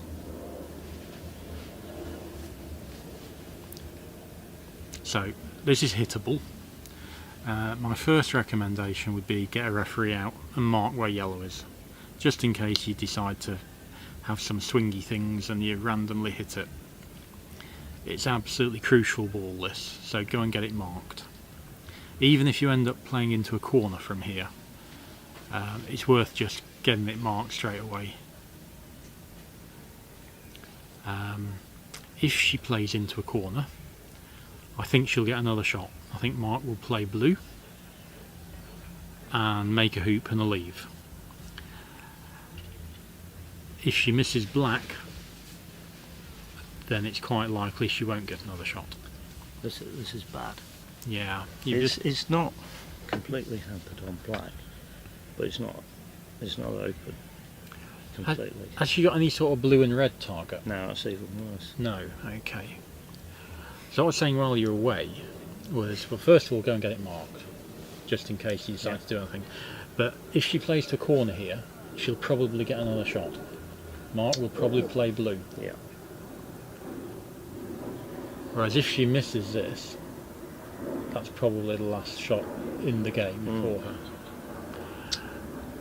her. Well, this is all down to going to red, in my opinion. Absolutely.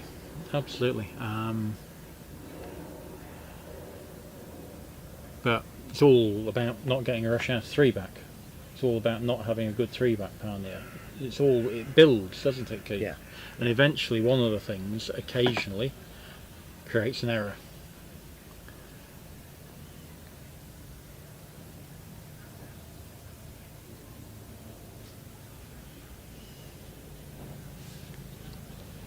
And if you're going to go to a corner, you're going to go to corner 4, aren't you?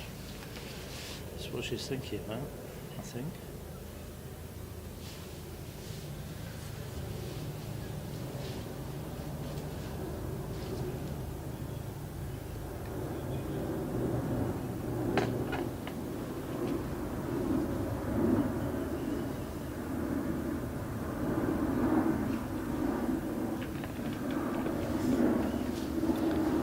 Tricky decision. One of the good things about fast lawns is that you can play these hampered shots and you can hit it hard enough to reach. On a slow lawn when you're hampered, sometimes it's even difficult to hit it hard enough that yellow reaches black, whereas I'm quite confident she can play the shot. It's just that it's really quite difficult. Now starting to look to sweep, which is even more difficult at this range. Sweeps are great things to have in your armoury, but you're normally hitting balls that are 2 and 3 yards away and not 6 yards away.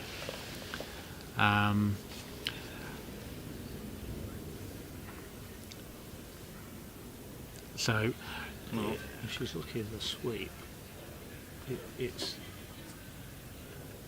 almost impossible to hit black sweeping on that side, and you can't get the sweeping on the other side. right, that was my thinking. I thought it was a between the wires shot, wasn't it? With a little bit of a poke. I don't think she could possibly pull this enough. Can she hit blue? I used to have to hit it jolly hard. Yeah, it's going towards blue and red. Chances. Hit red. How is your Donald?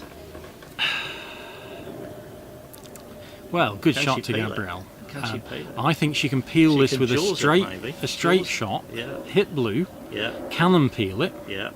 or alternatively send blue deep and full jump hit. The two perfectly viable options here.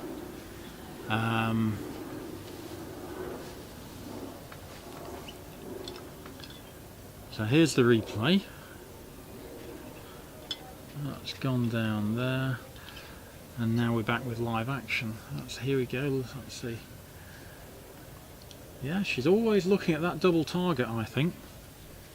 Yeah. My co-commentator said that wasn't really in play, so I have to apologise. You know, it's can't get the staff these days. So Well, I didn't think she could hit it hard enough to reach down there, to be honest. one of the things I was mentioning is the beauty of these fast lawns is you can play these shots and you reach, whereas on a slower lawn you wouldn't be able to. So anyway, she's lined up a straight rover peel now. I think she's going to play a stop shot and hold and hit blue afterwards, and that's gone most of the way through. Well, this could be interesting. Now, has it gone all the way through? Well, this needs to go deep and jump if that's the case. Yeah, I agree. So she And probably if it's- wants to rush this at what, 1 yard What do further you do away if from the this hoop? is almost peeled but not quite? You still got to do the same, haven't you? Well, there It's is still black. there is another option of rushing north here, Yeah. croqueting blue back close to the hoop, rushing black 2 yards in front, Yeah.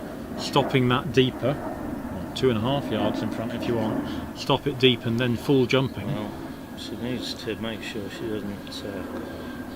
Well, she's Oh, No, it's she's- okay. It's okay. Nothing wrong with that. all right. This needs to be good though. These So- you want to get over red, don't you? Well, the first step is the referee needs to decide where is red. Is it Yes, still in the absolutely. drawers? Yeah. If it's still in the drawers, then she can flick it and it's okay. Yeah. If it's outside the jaws, which means it's run the hoop, and And it could, it's hoop and roker. it's hoop and roke, but Yeah. it could have run the hoop but still be within the jaws, in which case it isn't hoop and roke. Yeah.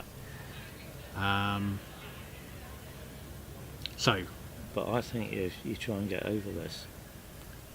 I'm always going to go over the top. Yeah. I'm not trying to flick it. No.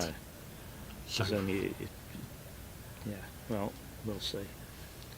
full jump shot I don't needed. think this is her strength, to be honest, but we'll see. Ball's a long way forward in a stance. And she's failed it. That's a shot you expect to get from there. Mm. I thought the ball was a long way forward in a stance, Yeah. and I would have had it, certainly behind my toes to get that full jump. Yeah. And there was no power needed in the shot really, it's just a little flick, and we see the red clip goes on to the peg. So it was peeled. Yeah, and assuming Mark can make one back from here, he'll probably Game over. rush blue to red and red to yellow and yellow to one back. Then it should be game over. Just one peel to do.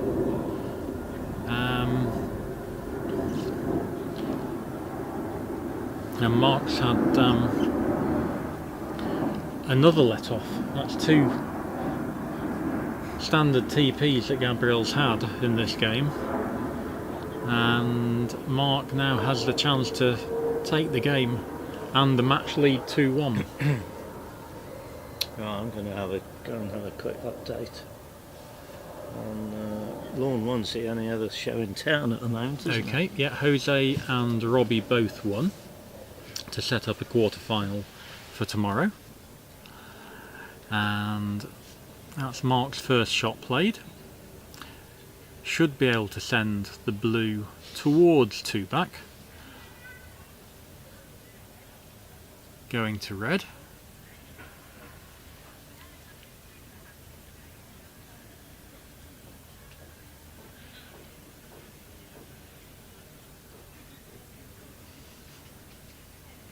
In a perfect world you wouldn't want blue at two back because he does want the peel at some stage, and you might not be able to get it until straight unless he plays a few decent shots if it goes to two back.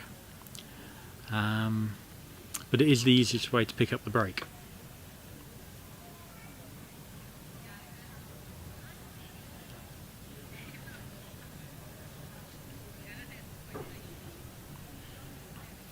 And for all those AC players out there going, well, wasn't that easy a shot, that jump shot? Go and play some GC.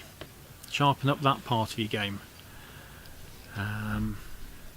Both codes help each other. Play a bit of both. So you blue to two back, taps the red to yellow, and you'll get a dolly rush on this yellow to one back.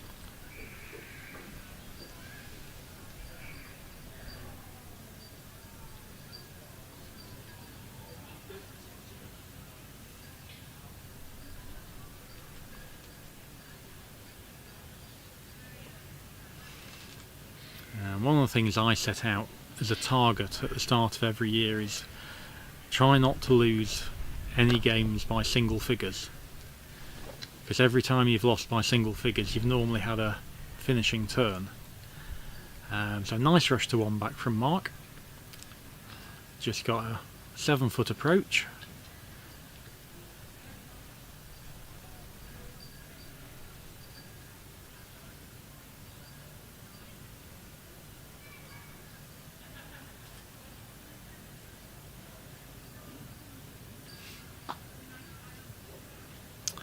Yep. Nicely in front.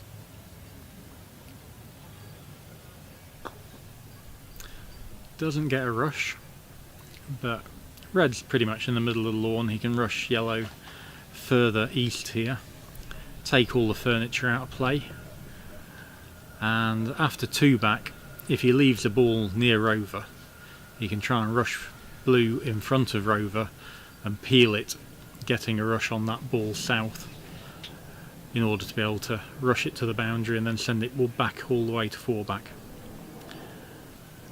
So just rolling yellow to three back, going to red.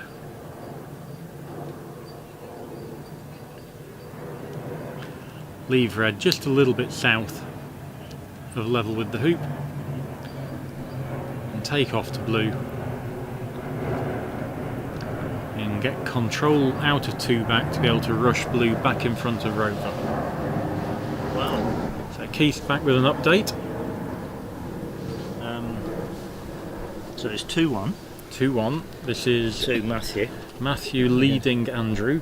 Yes, and Andrew was just completing, or he is now just completing, a third turn ball to 4 back. Very good, very good. So good comeback from Andrew there, putting Matthew under a little bit of pressure. I'll take it back. He's actually in the throes of. He wasn't completing it. He's actually just, I think he's just approached hoop 5. But anyway, he's on the third turn ball round. I mistook his approach to 3 back to be a. In fact, it was hoop 4.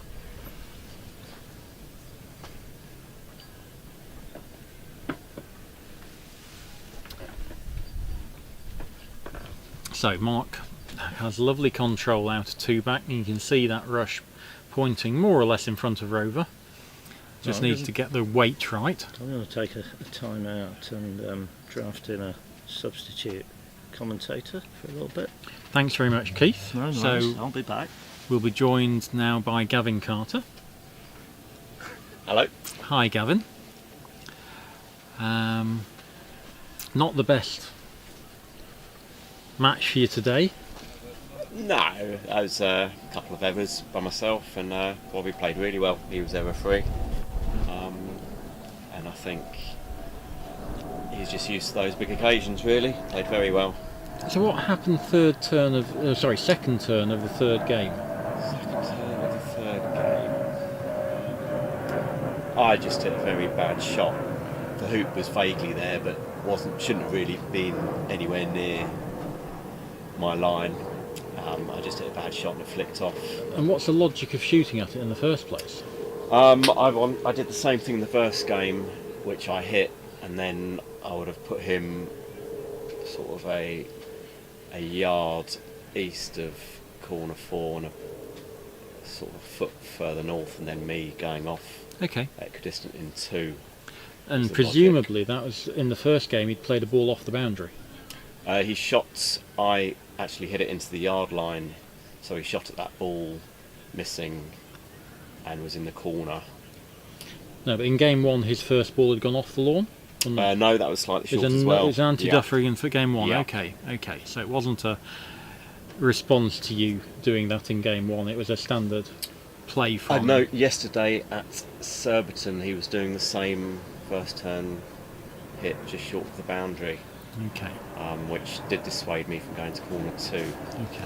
So in the meantime, Mark's rushed nicely in front of rover, jaws the peel but overhit the shot, going into red, so he couldn't get a 4-back pioneer out. So now he's going to have to effectively pick up the break again. No need to move blue. You can leave blue there, just send yellow to penultimate and get a good rush on red to 4-back. But there's some work to do here.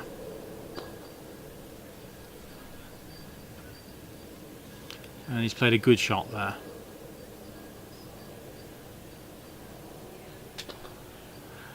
So, one of the things that eagle-eyed viewers might have noticed is he played that shot before yellow had stopped rolling.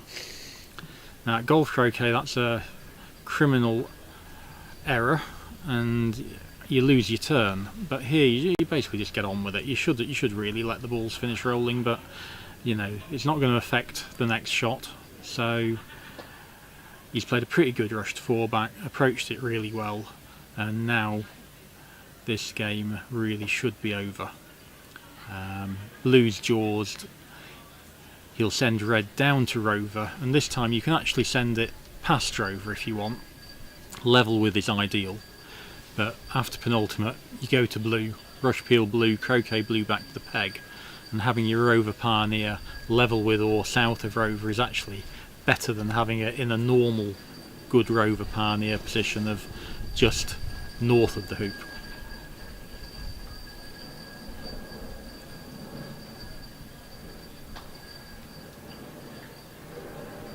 So yeah, I'd like to see red another 4 or 5 yards there.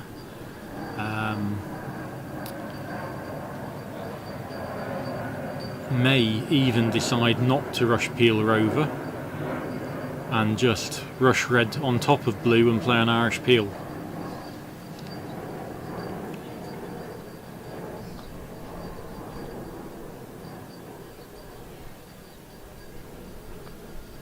He's got a rush out of that, that's handy.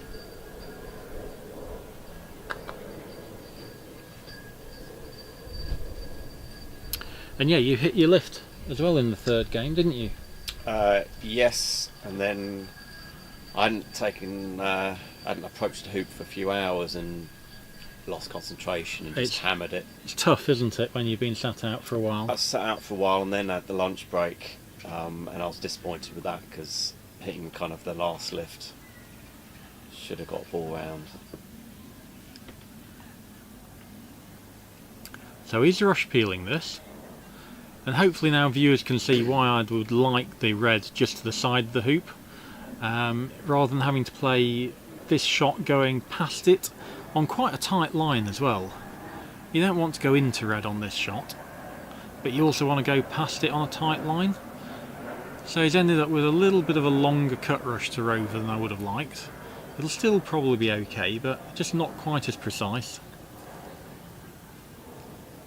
Yeah, just approaching from a bit further away. Just been off his game a bit today, isn't he, Mark? It's not up to his normal high standard. It's No, not as tight. no, it isn't. He still looks lovely and relaxed, and fluent. He's a very fluent player, isn't he? But hasn't been quite on top form yet. He'll be very pleased with getting out of this game alive. Very much so. 2 big chances for Gabrielle, and this is going to be a +3 in the third to Mark to lead 2 games to 1.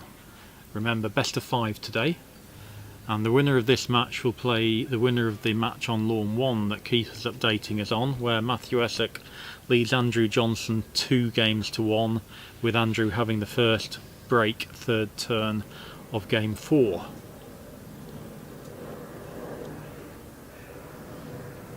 He's a tough competitor, Johnson. He is. He came back very well yesterday against Dave Moore.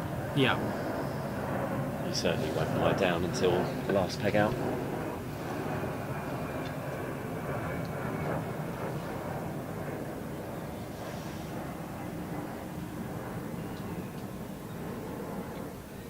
That's the blue off.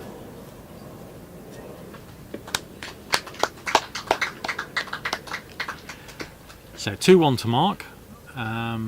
They may well take a comfort break now.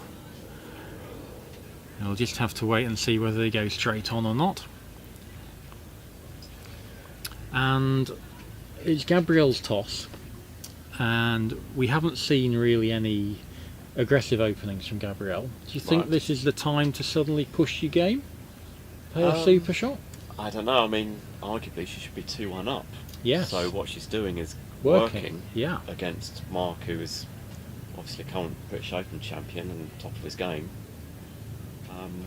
I would suggest, I don't know what her opening was in her previous. Just a standard East boundary ball, and Mark played a super shot in that game. So yeah, they're checking watches. It looks like there's going to be a break. Probably agreed a new start time, maybe 10-15 minutes time.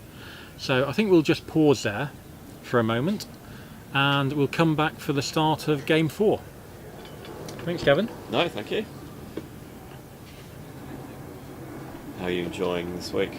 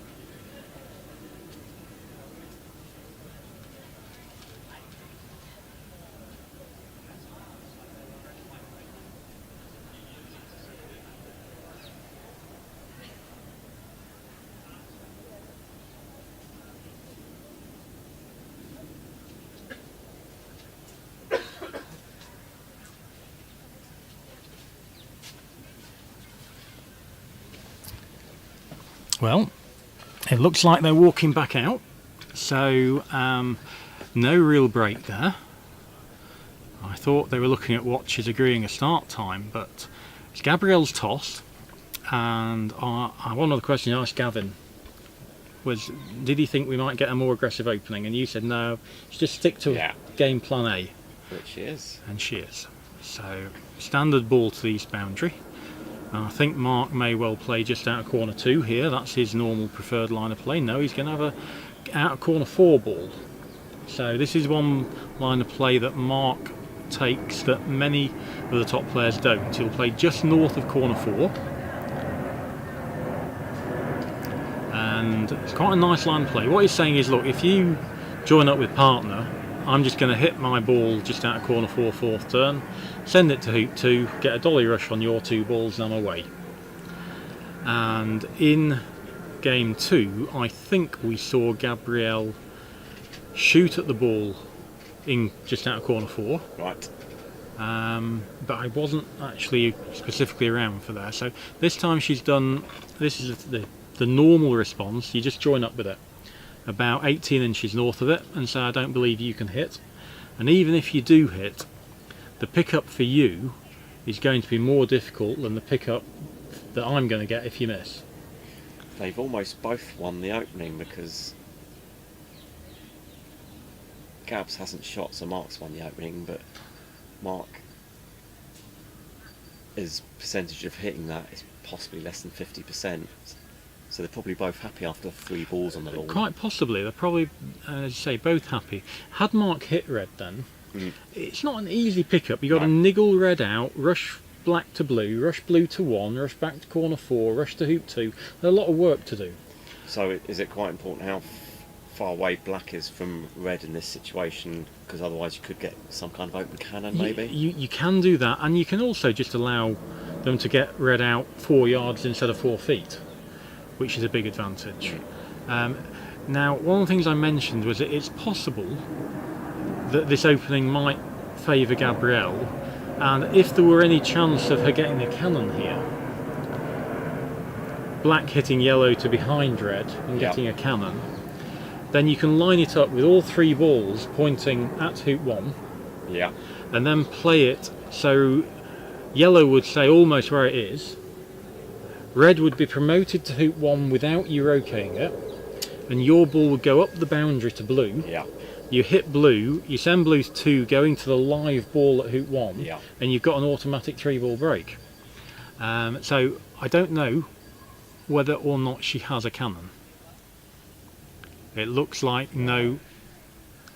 So this is actually a little bit more difficult now. This is quite a tough pickup from here. Is this the same that she had in previous game, but she rocated another ball?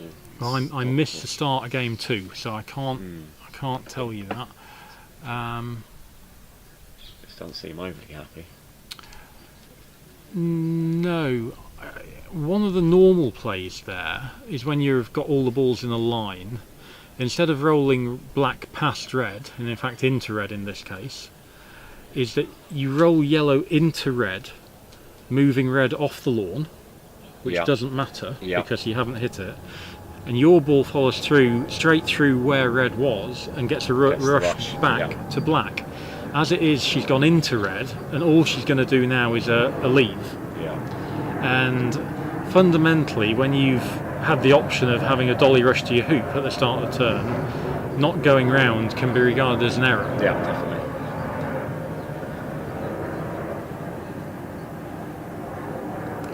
So I think she'll hit blue and roll to corner 1. And again, this is fraught with risk. If you finish 6 yards short, it's quite difficult to guard everything. Yeah, it's a big roll, isn't it? Especially on these fast lawns. And I think when you mentioned game 2, you were right. This is exactly what happened in game 2. And she rolled corner 1 quite well. Mark shot red at yellow, missed, and then she started to pick up a break, and I think she failed hoop 3. But that's got good depth on the blue, and she'll be able to play black in between blue and hoop 1. So it looks like a noticeable slope, sort of 3 yards west of the corner there. It does hill. There are definite hills on lawn 4 here.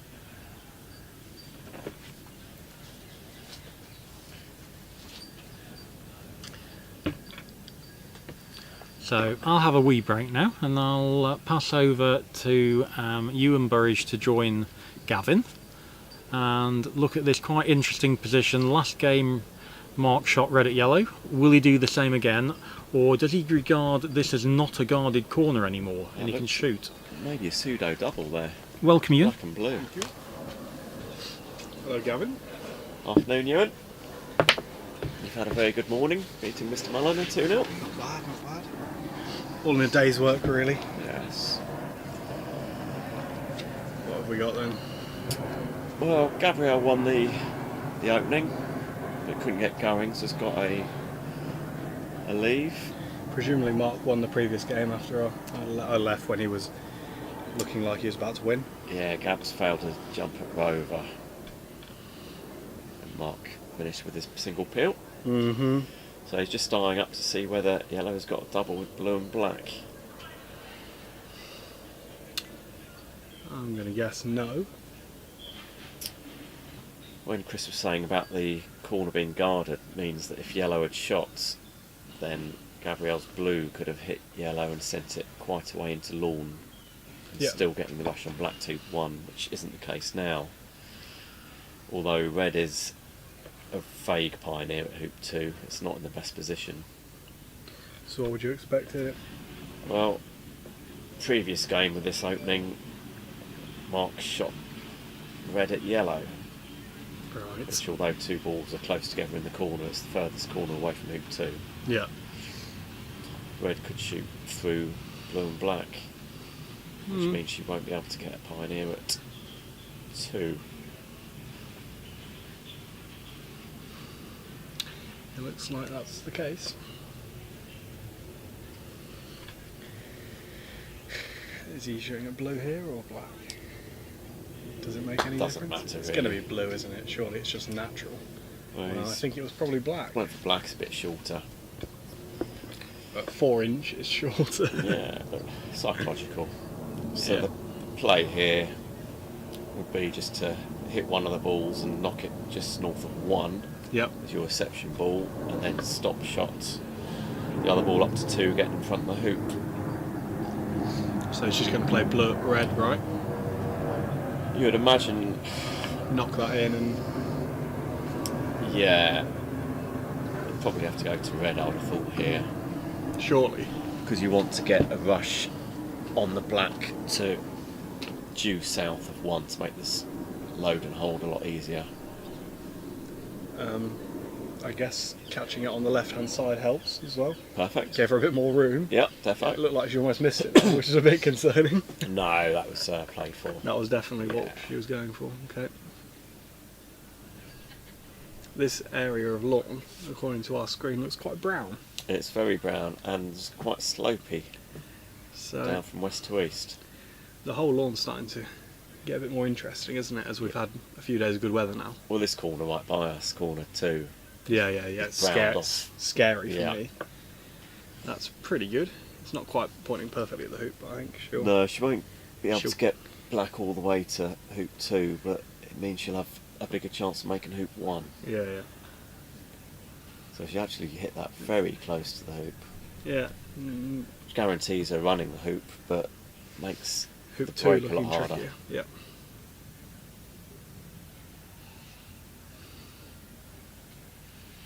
So after this, I think, where do you go? Rush black, back south, and I'd be tempted to hit oh, red. that's just not good. That's too far.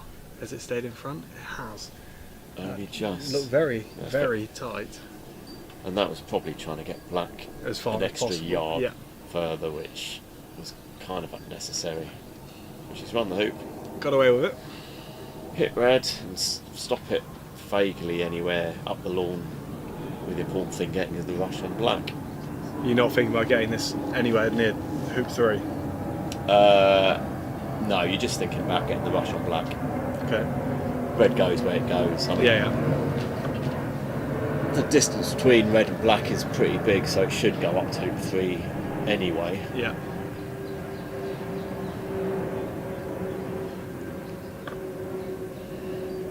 what is there, 9 yards to play with here, maybe 10 Yeah. yards? It's quite a lot of room when you think about It's it. almost too much room. It's certainly not a normal stop shot No, that we'd be no. wanting. I mean, I think if you did a normal stop shot from here, red's going to be off Yeah. the lawn. Yeah. She does appear to have played it as a normal stop shot. Yeah, Blue's blue not got far Blue enough. is very. She just hit that too softly because red hasn't got anywhere near it either. I think it was probably a good ratio, wasn't it? If it was, what, 20% harder? Yeah. She's got a bit of a decision to make here though. Try and cut this, surely. Yeah. Feather. And I think Keith was telling me that you don't really want to be putting a deep ball out for hoop 2 because this boundary gets a bit treacherous and you could be getting dangerous if you're putting a deep ball out, so I'll see what she does.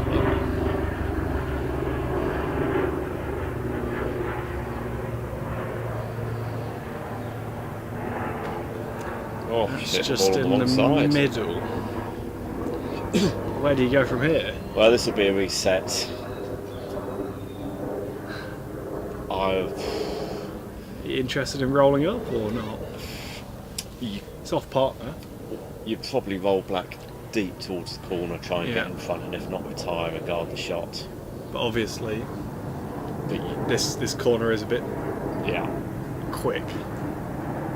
Let's see how this goes. This is off. This is off. black is travelling. Yeah, that's off. That is right through the brown patch. Yeah, that would have gone maybe 4 or 5 yards off if there was no boundary ball Yeah, there. that is quite a big error. Yeah. Again, just the ratio's wrong because blue Yeah. wasn't too bad. But again, it gives Mark something to think about. He's got choices. Where He does could- Mark go?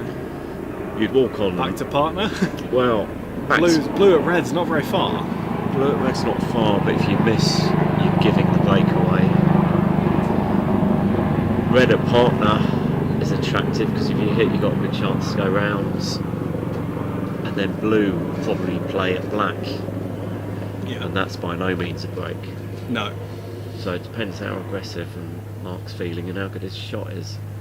But red will be moving. Yeah. What would you do? You're as a GC player, you'd be more confident at hitting blue than I'd be most. shooting red at blue. 100% all the time? No. Well, that would be what I was doing. Yeah. But yeah, I still don't see that even if you hit blue, you're still not guaranteed a break out of it, are you? No. So yeah, this is interesting. And being 2-1 up. There's no need to take unnecessary risk like that, is there? This is It's close. down a good line. Oh, it's just missed. Just missed So on is the this east. blue at black or black at blue? It's got to be blue at black, hasn't it? Yeah, blue at black. The problem is if blue misses black, Mark can rush straight up the lawn to 2 balls in corner 2. Where's that? Is yellow a boundary ball? Yellow's off the boundary. That's going to be pointing at hoop 1, not. Yellow might be at the boundary. That's going to be pointing at hoop 1 as rush, not up the lawn. Which is even easier because you can Yeah. rush, make 1, you've got 2 balls. Yeah. Gab's actually looking at the hoop. Yeah, it's interesting, isn't it? But I just don't see how she's going to get a break out of this. I'm almost tempted black at blue, but or cornering blue. You can't corner when you've got a 6-yarder. Surely not. No, she's taking the hoop on. But okay. You need to run it. You're committing yourself to making a roquet. This I line of expect play. this hoop's a little bit trickier with the firmness around it. Yeah, that Yeah. was not a terrible shot and it just rejected. Did it just clip the near wire, do you think? It hit the near wire Yeah. first, so it's runnable. Here we go, but got a replay. Ooh. hard to say there. I'm So pretty sure it did. Mark's got a break here, hasn't he? Is he Well. going to rush straight to 1? Yeah, 1 good rush. Rush to hoop 1 and you're away. Yeah, 1 good rush, and it should be a clip on 4-back. Obviously, the only thing I can see going wrong here is a ball off the lawn going to black, which you'd hope he wouldn't. You'd hope they wouldn't take that risk. No, I mean, there's a big patch of grass, green grass Yeah. between blue and black you just go into and hit a Yeah. 2-yarder. Mm-hmm. So this is the shot. This is okay or a bit long? It's She's just travelling fine. a I think bit. it's south, north of the hoop though. It is. It's a bit of a hassle, but not too bad. Mark's style is, because it's so quick, it's almost casual in its appearances. But he's been doing the same style for 30, 40 years. And it's worked Yeah, a few times. very well. That's good. Yeah, and he might even get the rush towards black as well. Do you need it though? You don't need it, You but don't need it. I'm he's not. so close to the hoop, I think he'll get it. He's got a rush towards the side boundary. He might be able to cut this up to halfway. Yeah. He is looking at this cut. Yeah, it's a nice shot. It is a good shot. So that means he's This is close just- enough to black, he can dig yellow out and Yeah. just have a innocuous 1 yarder at black. Mm-hmm. Now, would you go to blue north of 2? You can't go. You Or- can't go north. It's not. No. It's not sticking through the hoop at all. I don't think. We can't really tell, but that looks like it's just. I really don't think you could. You know, if you're going north of that, you're going to have to run the hoop tier 2, which seems unnecessary. So you think he can hit Croquet blue without knocking it through hoop 2? That's going to be the aim. I think he's going to have a fair amount of control by then, isn't he? I imagine so. It's hard to see from here. I think he'll be fine. Look at how brown this is.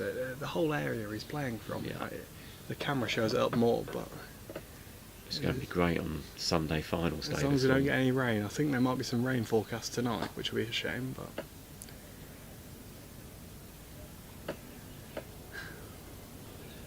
looks okay. So he'll be loading hoop 3 with black.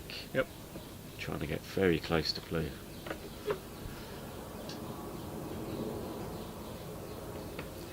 What are the risks here?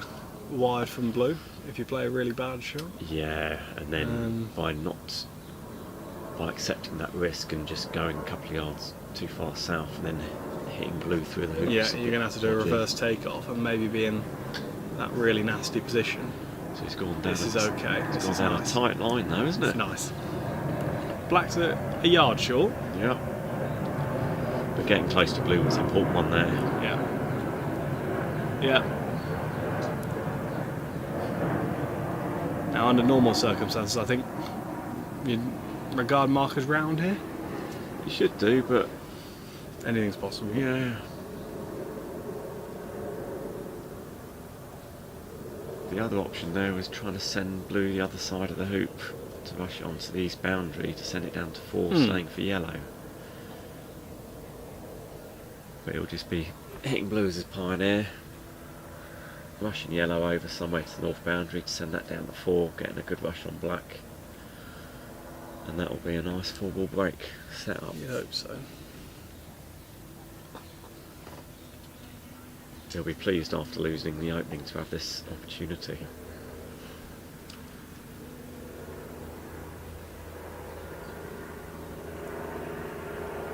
I was saying to Rob Fletcher earlier that I've seen more MSLs and NSLs than I have for a long time at a tournament. And why did you decide that was? I've hardly seen any diagonal No. spreads. Yeah, no. But why did you decide what the reason Ah. for that was? The lawns being so good around hoop 4 Yeah. that being flat enough to be able to position that ball in the back of the hoop was Less the answer risk. we came up with. Okay. I know Robbie Fletcher did them against me today, Yeah. but he'd been doing them all the tournament. I think it's his standard leave. Yellow's not going far enough, is it?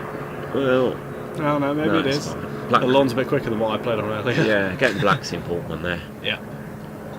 But yeah, I've hardly seen any spreads this week, to be honest. He's in good nick here. He's picked this up nicely. From a slightly dodgy rush to hoop 1. Yeah. Since then, it's been pretty regulation. So I just expect 9 hoops, MSL from Mark. He doesn't often do any popping, although he did a pop earlier with Gabs in the first game, I think I saw. Mm-hmm. Popped her to hoop 2. And other than the general risks around the lawn, we know about the hill at hoop 6. What are the things that could go wrong in this 9 hoops. It's hard to see anything really, isn't There's it? a slight slope approaching 2 back, Right. actually, that goes from west to east. But with a 4-ball break, putting out that Pioneer, You'd hope it'll be Should close be enough to be okay. no issue. Yeah. I know I got done by a little slope at hoop 6, which slopes off to the east. So if you have a tardy Pioneer for hoop 6, then you need to think about it. But apart from that, you just expect this to be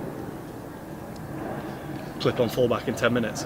yeah, I mean, I think this lawn generally in the big box where the 4 Yeah. outside hoops are is fairly flat. Yeah. I've noticed this, the lawn's got a little bit quicker the last couple of days. We've had some sun on them.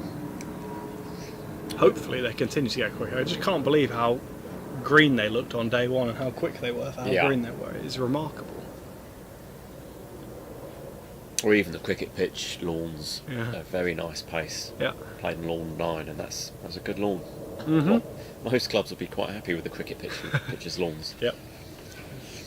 So he's not doing an early 2-back Pioneer.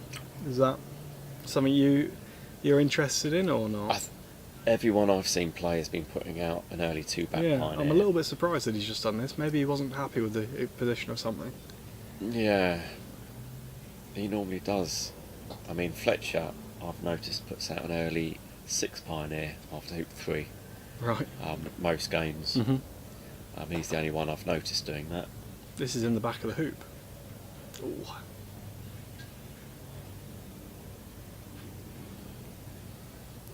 So that's just made things a little bit annoying, hasn't it? He's not been able to rush the pivot back towards the Yeah. peg. He's now... There's no dramas. No, it isn't, but it's not textbook. But it's strange that It's really weird, isn't it? the lack of people having all 4 balls round hoop 6. Normally they've put out the early Pioneer. Yeah. It almost looks like he's about to put the early Pioneer out with you blue. may put Oppo down there. Doesn't that defeat the purpose of the early 2-back? No, Pioneer? I mean it's different options. Some people like rushing opponent after 2-back Yeah. up towards, put it as their peg ball as a spread. Mark isn't. He's putting this somewhere either pivot or up to 1-back. There is not going to be any early 2-back Pioneer, No. so presumably he's going to croquet yellow down to 2-back Yeah. after 6. He's making it look pretty casual, as you said, but Yeah, this full is- control now, isn't he? Yep.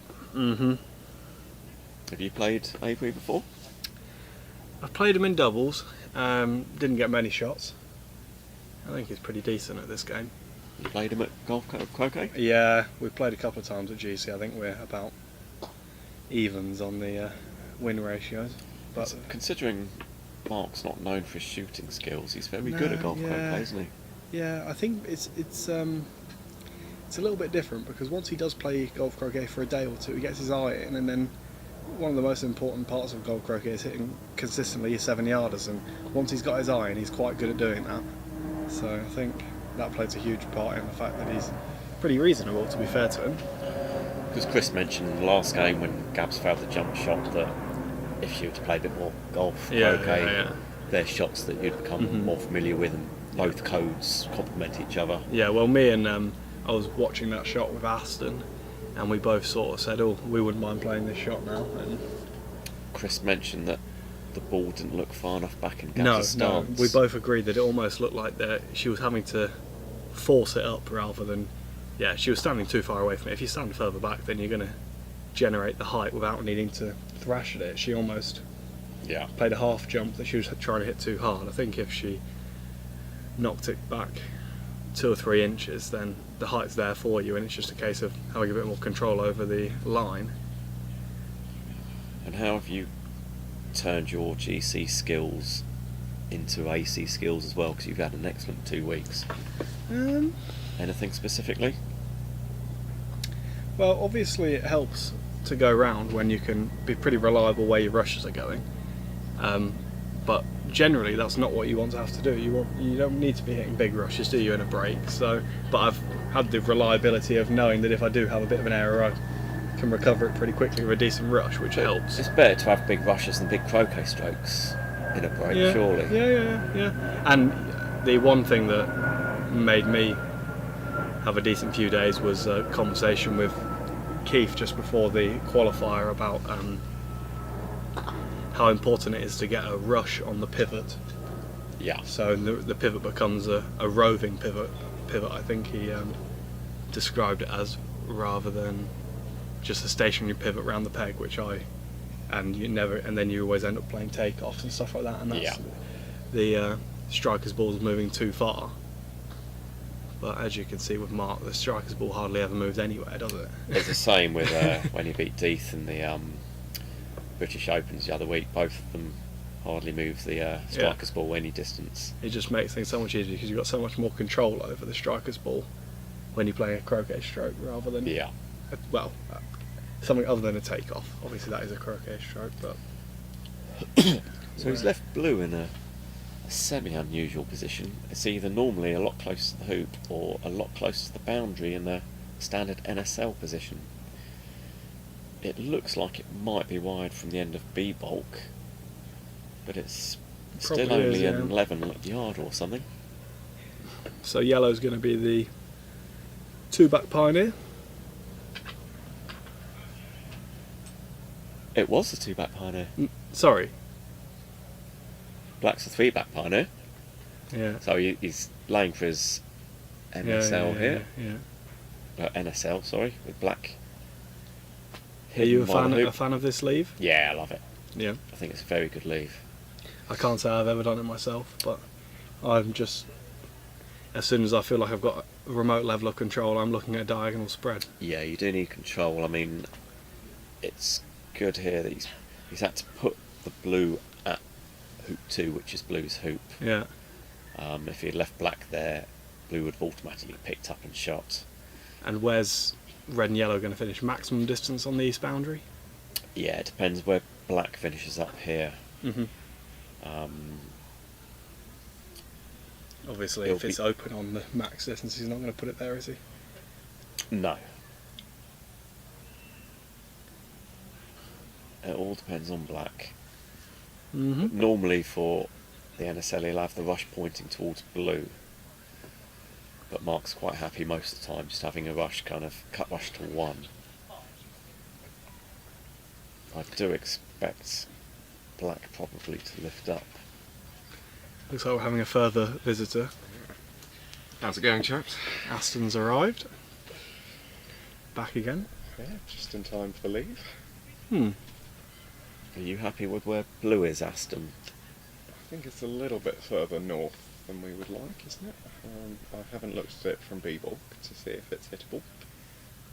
It's quite a long way west, isn't it? It is, yeah. But presumably, the fact he hasn't come back to try and tidy it up means he's pretty happy with where it is. So it's probably wide from the end of B-bulk. It looks on that line, doesn't it? Mm-hmm. Yeah, It does, yeah. definitely close. Has it been a fairly tidy break? Yeah. Good. He's a tidy player, Mark. The only problem, the rush to hoop 1 went the wrong side of the hoop, but apart from that, it's been perfect. And he played a nice takeoff from that though, didn't he? Yeah. Mm-hmm.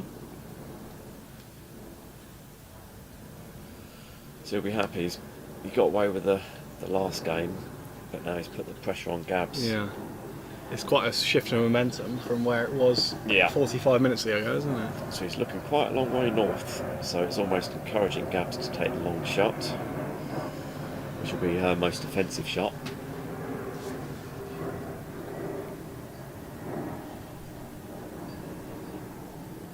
And what ball would you be lifting, both of you? By lifting blue, it's considered that you're giving away a standard TP go. Although you do expect him to do the triple either way if you miss. Perhaps not based on the previous game, where the triple didn't quite go to plan, but ordinarily. I don't mind lifting blue here, but certainly if you can shoot at blue with black from B-bulk, if that's the shortest shot, then that's best. We're not sure if that's available though.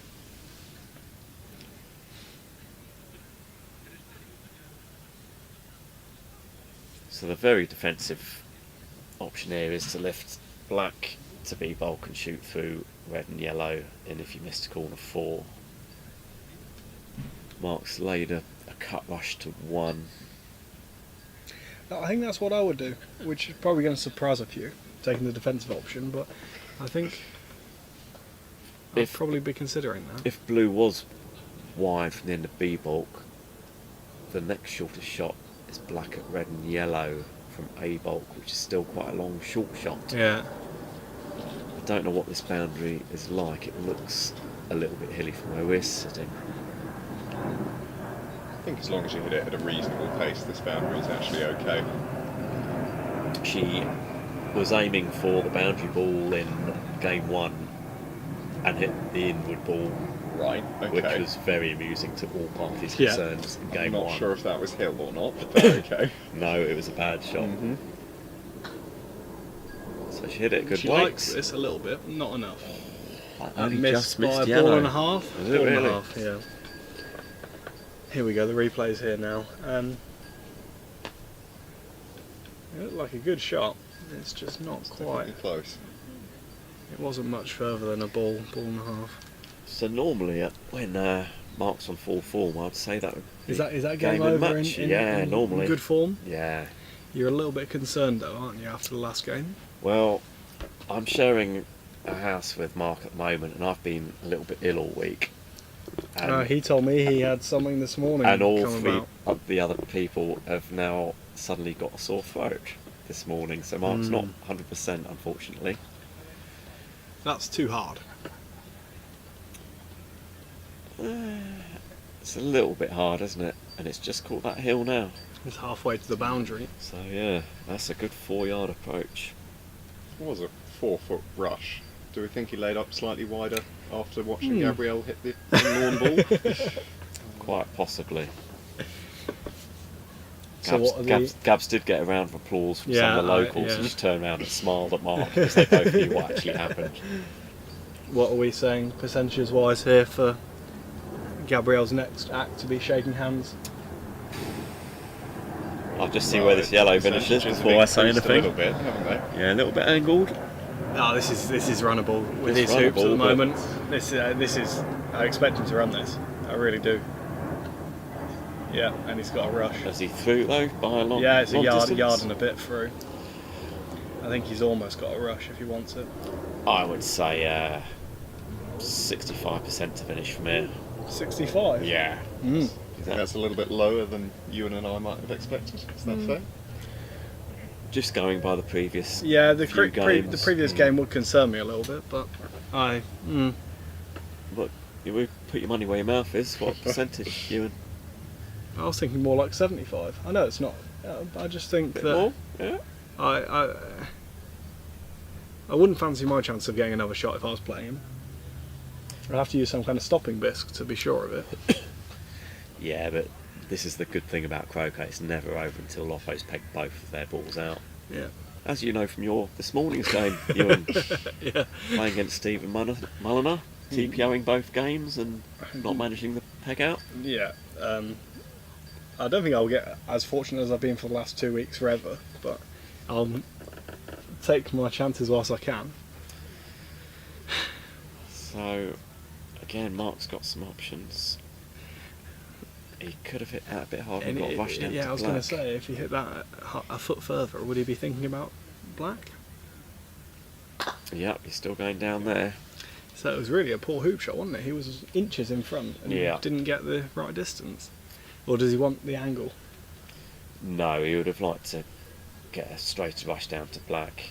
Because now he'd probably be putting this to 4, going to black, and then rolling. Well, that was what I was saying. Both up. Did he want the angle to be able to get blue to hoop 4? No, you want to try and You get want the it to be in corner the cannon. corner, If you okay. miss the corner, you can just stop shot it Mm-hmm. back up, can't you? Mm-hmm. Is this your normal line of play, Gavin? I normally I- rush over to hoop 3 Yeah. and then just send it to 4 getting on red. I haven't got the power to do a roll from corner 4. No, that's what I don't like about it.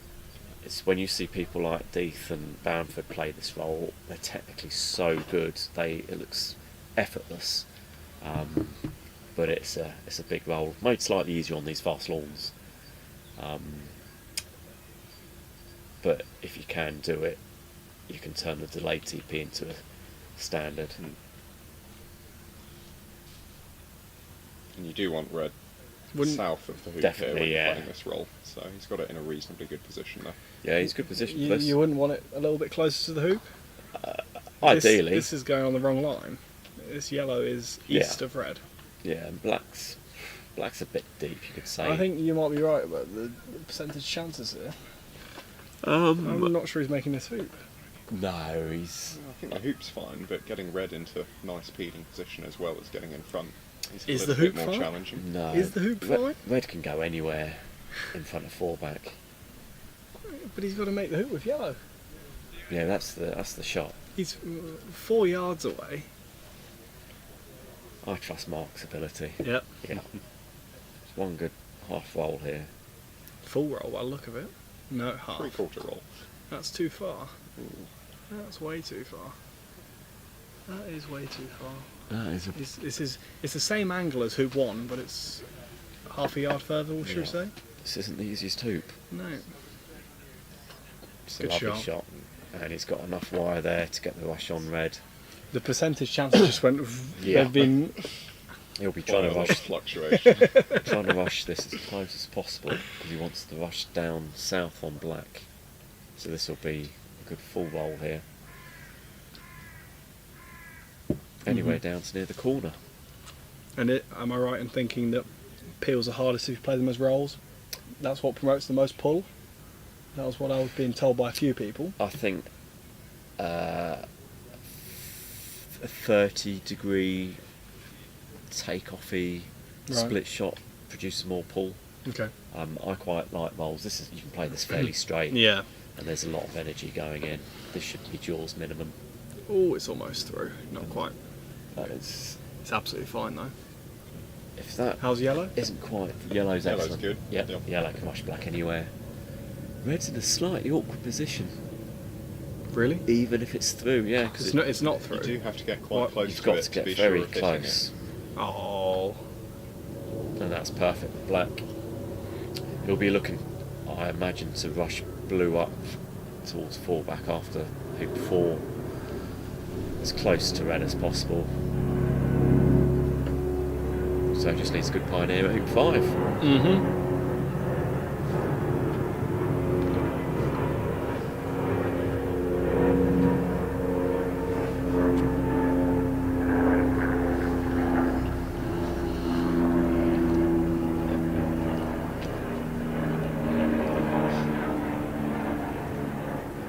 Where do you like these pioneers, Ewan? For this hoop, I Yeah. would like it Hoop 5. so half a yard east and pretty much level with the hoop.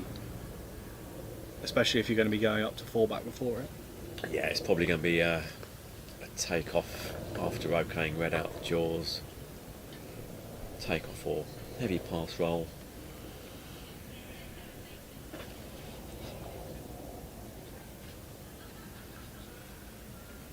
So he's under full control at the hoop. Oh, he's not. He's decided against going up to red. He loves to keep us interested, doesn't he? It is an interesting position. So he'll stick this up.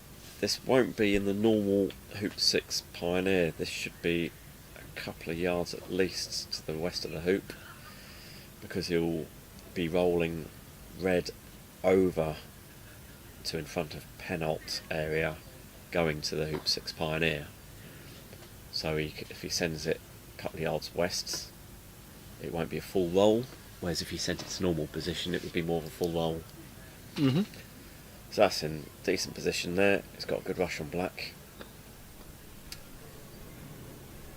And Good shot. Is it possibly too close close. to the It's a hoop? bit Yeah. close. He does need a forward rush, because as I say, this red ball is only just... Well, we don't think it's actually through the hoop, but he needs to get control. The clip's still on, so I assume it's not through the Yeah. hoop. Oh, good spot there, Ewan. Brains and beauty. I will hand over. No. So he's got the forward rush there, which is very good. So this will be going up within a few yards of the hoop. just to make sure he can get the good roquet on red.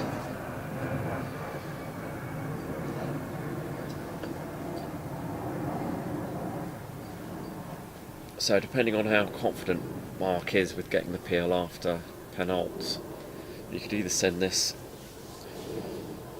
just to the well, there's the wily peel method, which he's not chosen to do, which would have been to send it between 6 and the boundary, but he's confident of getting good position at 6, so he sent that over as a standard 1-back pioneer. That's where I want it. Yeah, that's a lovely shot. On the nose. So his only thought here is, what's the easiest shot to get red over to penult?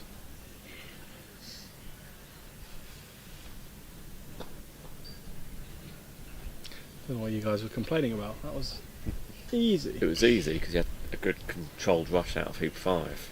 Yeah. If you'd been rolling down from behind, south of 5. Yeah, perhaps.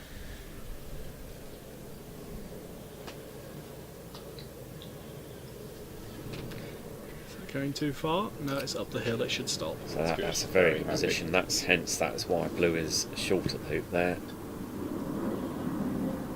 Ooh, And a little That's bit careless fine. there. it's fine. Do you have the scores from the speed playing in Rover? Down the tent. 2 down. So it's a little bit of a hassle because now he can only do a little straight stop shot. But nothing should be too bad. He's fine.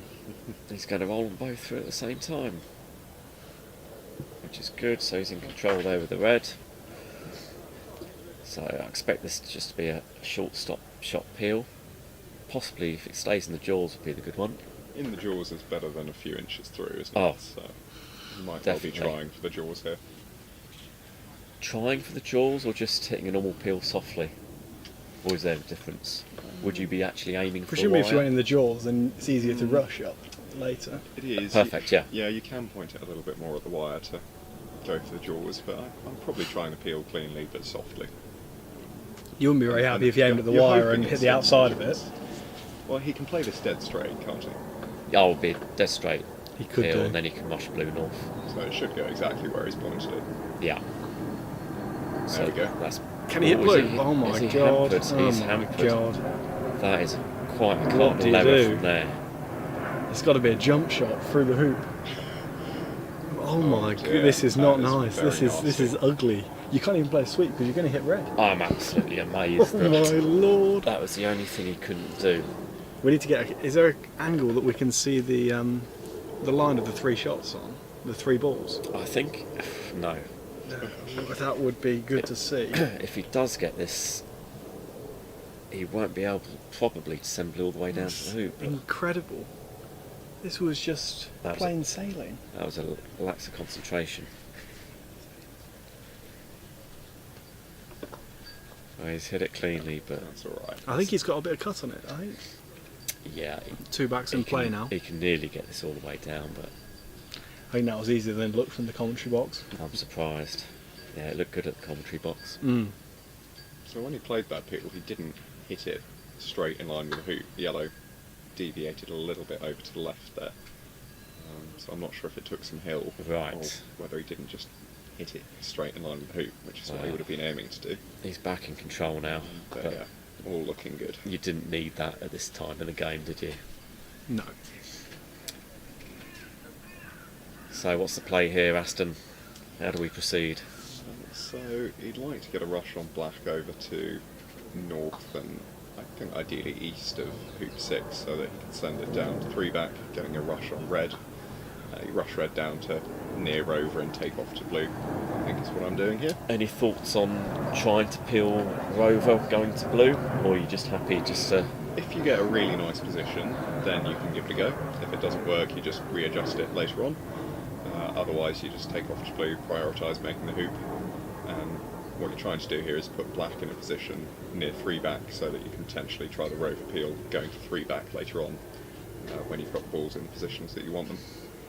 How far... It's hard to see how far north of 2 back blue is. I think it's probably about Yard and 3 a half, yards. 2 yards. Oh, Oh, oh. no. I thought it was You think 2 it's yards closer? or closer. Yeah, Okay. I don't think it's very far Might be away at better. all. If that's 3 yards, I'll be impressed. So he's in good position. So getting a good rush on red here is the priority. Is black getting there? No, not Going quite. very far. It's fine, isn't it? So would you think about just tapping red vaguely past the peg and sending red down to 3 back at this stage? Black's I fine. think black's good enough. Yeah. If it's a couple of yards closer towards us, then maybe you need another pioneer, but I think he'll be happy enough with that there. Yeah, Mark seems to agree with you, Aston. Perfect.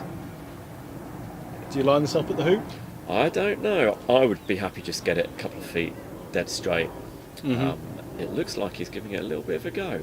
Well, he certainly had a thought about it, hasn't Yeah. he? Had 2 or 3 looks.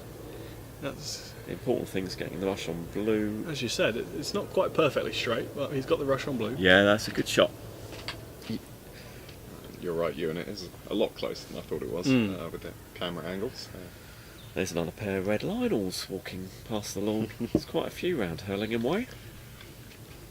Very Sort of thing Keith might wear. Keith, I've seen Keith wearing his red Lionels. Very pucker. So he's good position here to knock blue a bit closer to red. And hopefully go for the early peel of red. The nails are starting to be put in the coffin, aren't they? They are, but still a little while to go, another 20 minutes. That little lack of concentration after hoop 6 might have just Switched him on a bit. switched him on again. Put him into racing mode again, rather than cruising Yeah. mode. A little bit short. Did you want to get the other side of that? Yeah, ideally you'd like to rush red close to the He's hoop. going to be playing this with a bit of pull now, isn't he? Yeah. But as Aston said, black is far enough south that you can give this peel a go.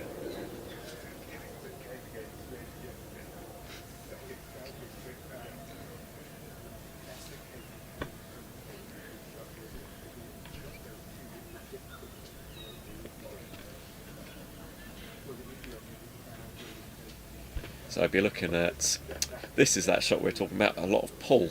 I think it'll be aimed this fully on You the... don't like these? No, I like them. Well, but you say it's the hardest, the biggest The amount most of pull, I think it'll be aimed full on the wire. It's not going to reach. Yeah, that's Well, good. It was never getting through, was it? That was No. just the intention of that, was it? But knowing Mark will be wanting to come back after making 3 back, knocking red through. You didn't hear much of that. No, but he wants the backward rush Yeah. because he likes getting red out of the jaws and taking off to blue. Are Which we is in good position. high 90s now? Oh yes, this is Not over, but the only thing could go wrong is the more mirror, yeah. which is all 3 peels done before 3 back, and then failing the TP. So he's through nicely, and it's great position. Looks lovely.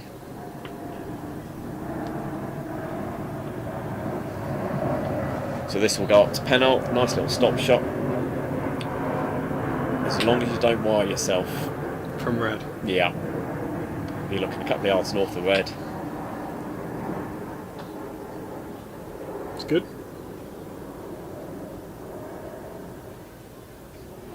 Black needs to Yeah. travel. Yep, it's got that. Absolutely stunning.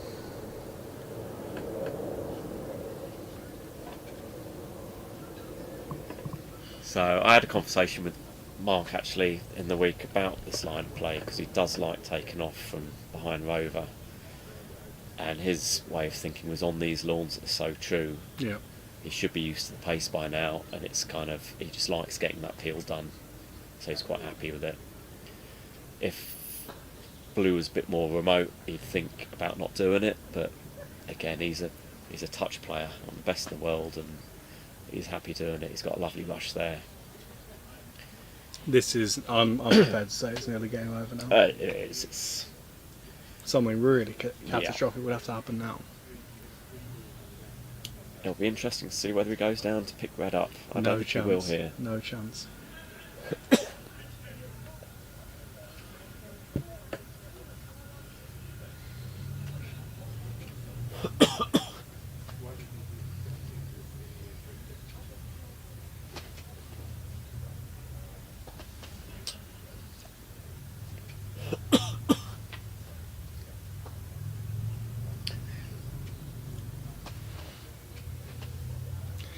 Left himself a knee knocker, Yeah. 3-yarder. Never in doubt. Isn't this a bit? He's got a bit loose. This is a bit like, well, he's not got the angle to get this far enough, has he? Oh, he's going to red. Yeah. That just came from the fact that blue went too far. Basically, he can't get blue down there, staying up for black. Mm-hmm. Blue's going too far again, is it? So this often happens when you just suddenly lose a bit of concentration. Yeah, everything's a little bit. And now he's got. So again, now he's got a worse takeoff. And he's got this. This is with the hill as well. Anything could happen here. He's got hill, the peg, and the hoop in between black. There's lots in play here. And this is where warm error comes in. You know, he's in perfect position at 4 back, and he's got to go between hoop and peg. He can't Yeah. go left of the hoop because it will hill into the hoop. This is good. I mean, he's played that well, but Yeah. he was close to the hoop there. Yeah. That was some unnecessary play.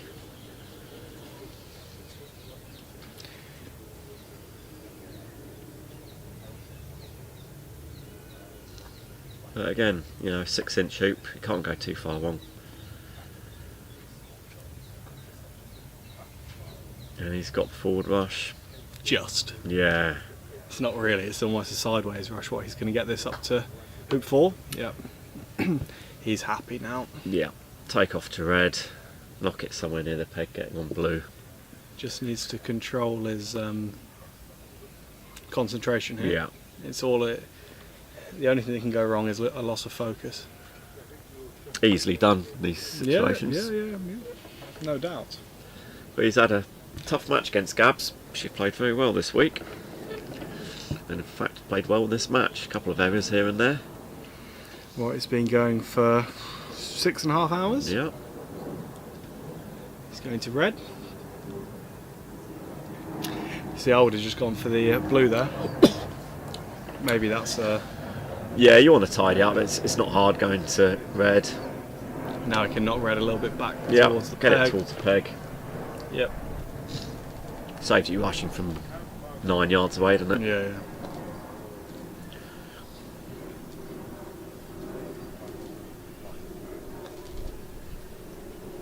Do you know who Mark has got tomorrow? I don't, but we can find out. It will be... Oh, I It's, do, in fact. Essex or Johnston. Yeah. It looks like that's Essex doing a rover peel, and he's 2-1 up. Is that So Essex or Johnson? That's definitely Essex. 100%, yeah. That is Essex. Oh, so if he gets this, that's for the match then. Well, it depends if it's straight or whether he's... Yeah, it must be. So it's good. Just needs to rush up here to red. And that's a good finishing turn. Obviously my, what did I say, 55%? 65. 65. It was a bit low. Me and Aston were a bit closer with 75. Yeah. Because it was 100%. You're right. Essex has put his hat on. Yep. That's now, the only reason. once the red hat goes on, you Yeah. can tell who it is. Yeah. And that looks like that's probably match over as well, I would say. The rover peel's done. Yeah. And he must have played well there to come back because Johnson was coming back at him. So this is the peg out, trivial peg out from yard. Well played, Mark. All done. That was a great victory in the end. 3-1. Yeah. Well, thank you, Ewan. Yes, thanks, Gavin. We can go and watch the golf now. We can go and watch And the the other golf. sights of Hurlingham. Lovely. Thanks, everybody. We'll see you soon.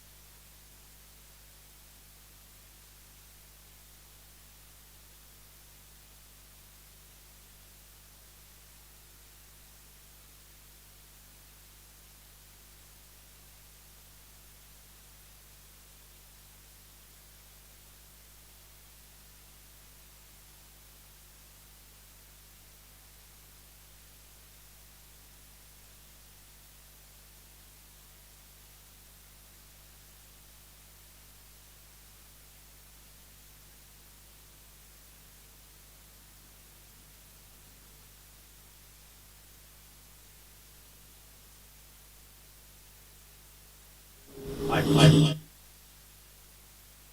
with that. I need a few seconds. Yeah, to do you're that. basically the fullback, so that because if you're using camera one, say, and you want to zoom in on camera one, Yeah.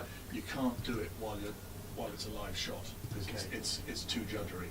So you have to come to something like 3 where you get just a different view and then you come back. And is this autofocus? This is autofocus, so you don't have to worry about anything. So other it's than just that one, Yeah, it's basically. just that. It's just the middle one. And don't worry if you touch that one or that one because they won't affect anything. So you don't have to worry about those because you do find every now and again I found myself. And so the focus key is going in and it wasn't working. You know, it was on the key is no real movement. Yeah, the key of is this. just to keep. Yeah, exactly. Just keep it as smooth as possible. Well, this is fairly smooth. That's up and down, but it's just.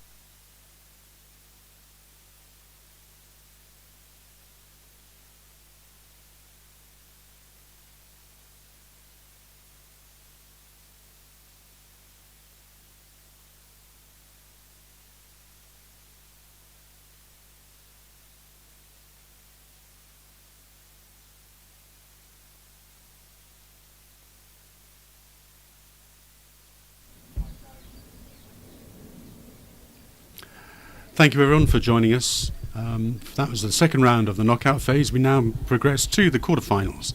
So please join us tomorrow. Again, warm-up starts at 9:30, play will start at 9:45. Very much look forward to your company tomorrow. Thank you.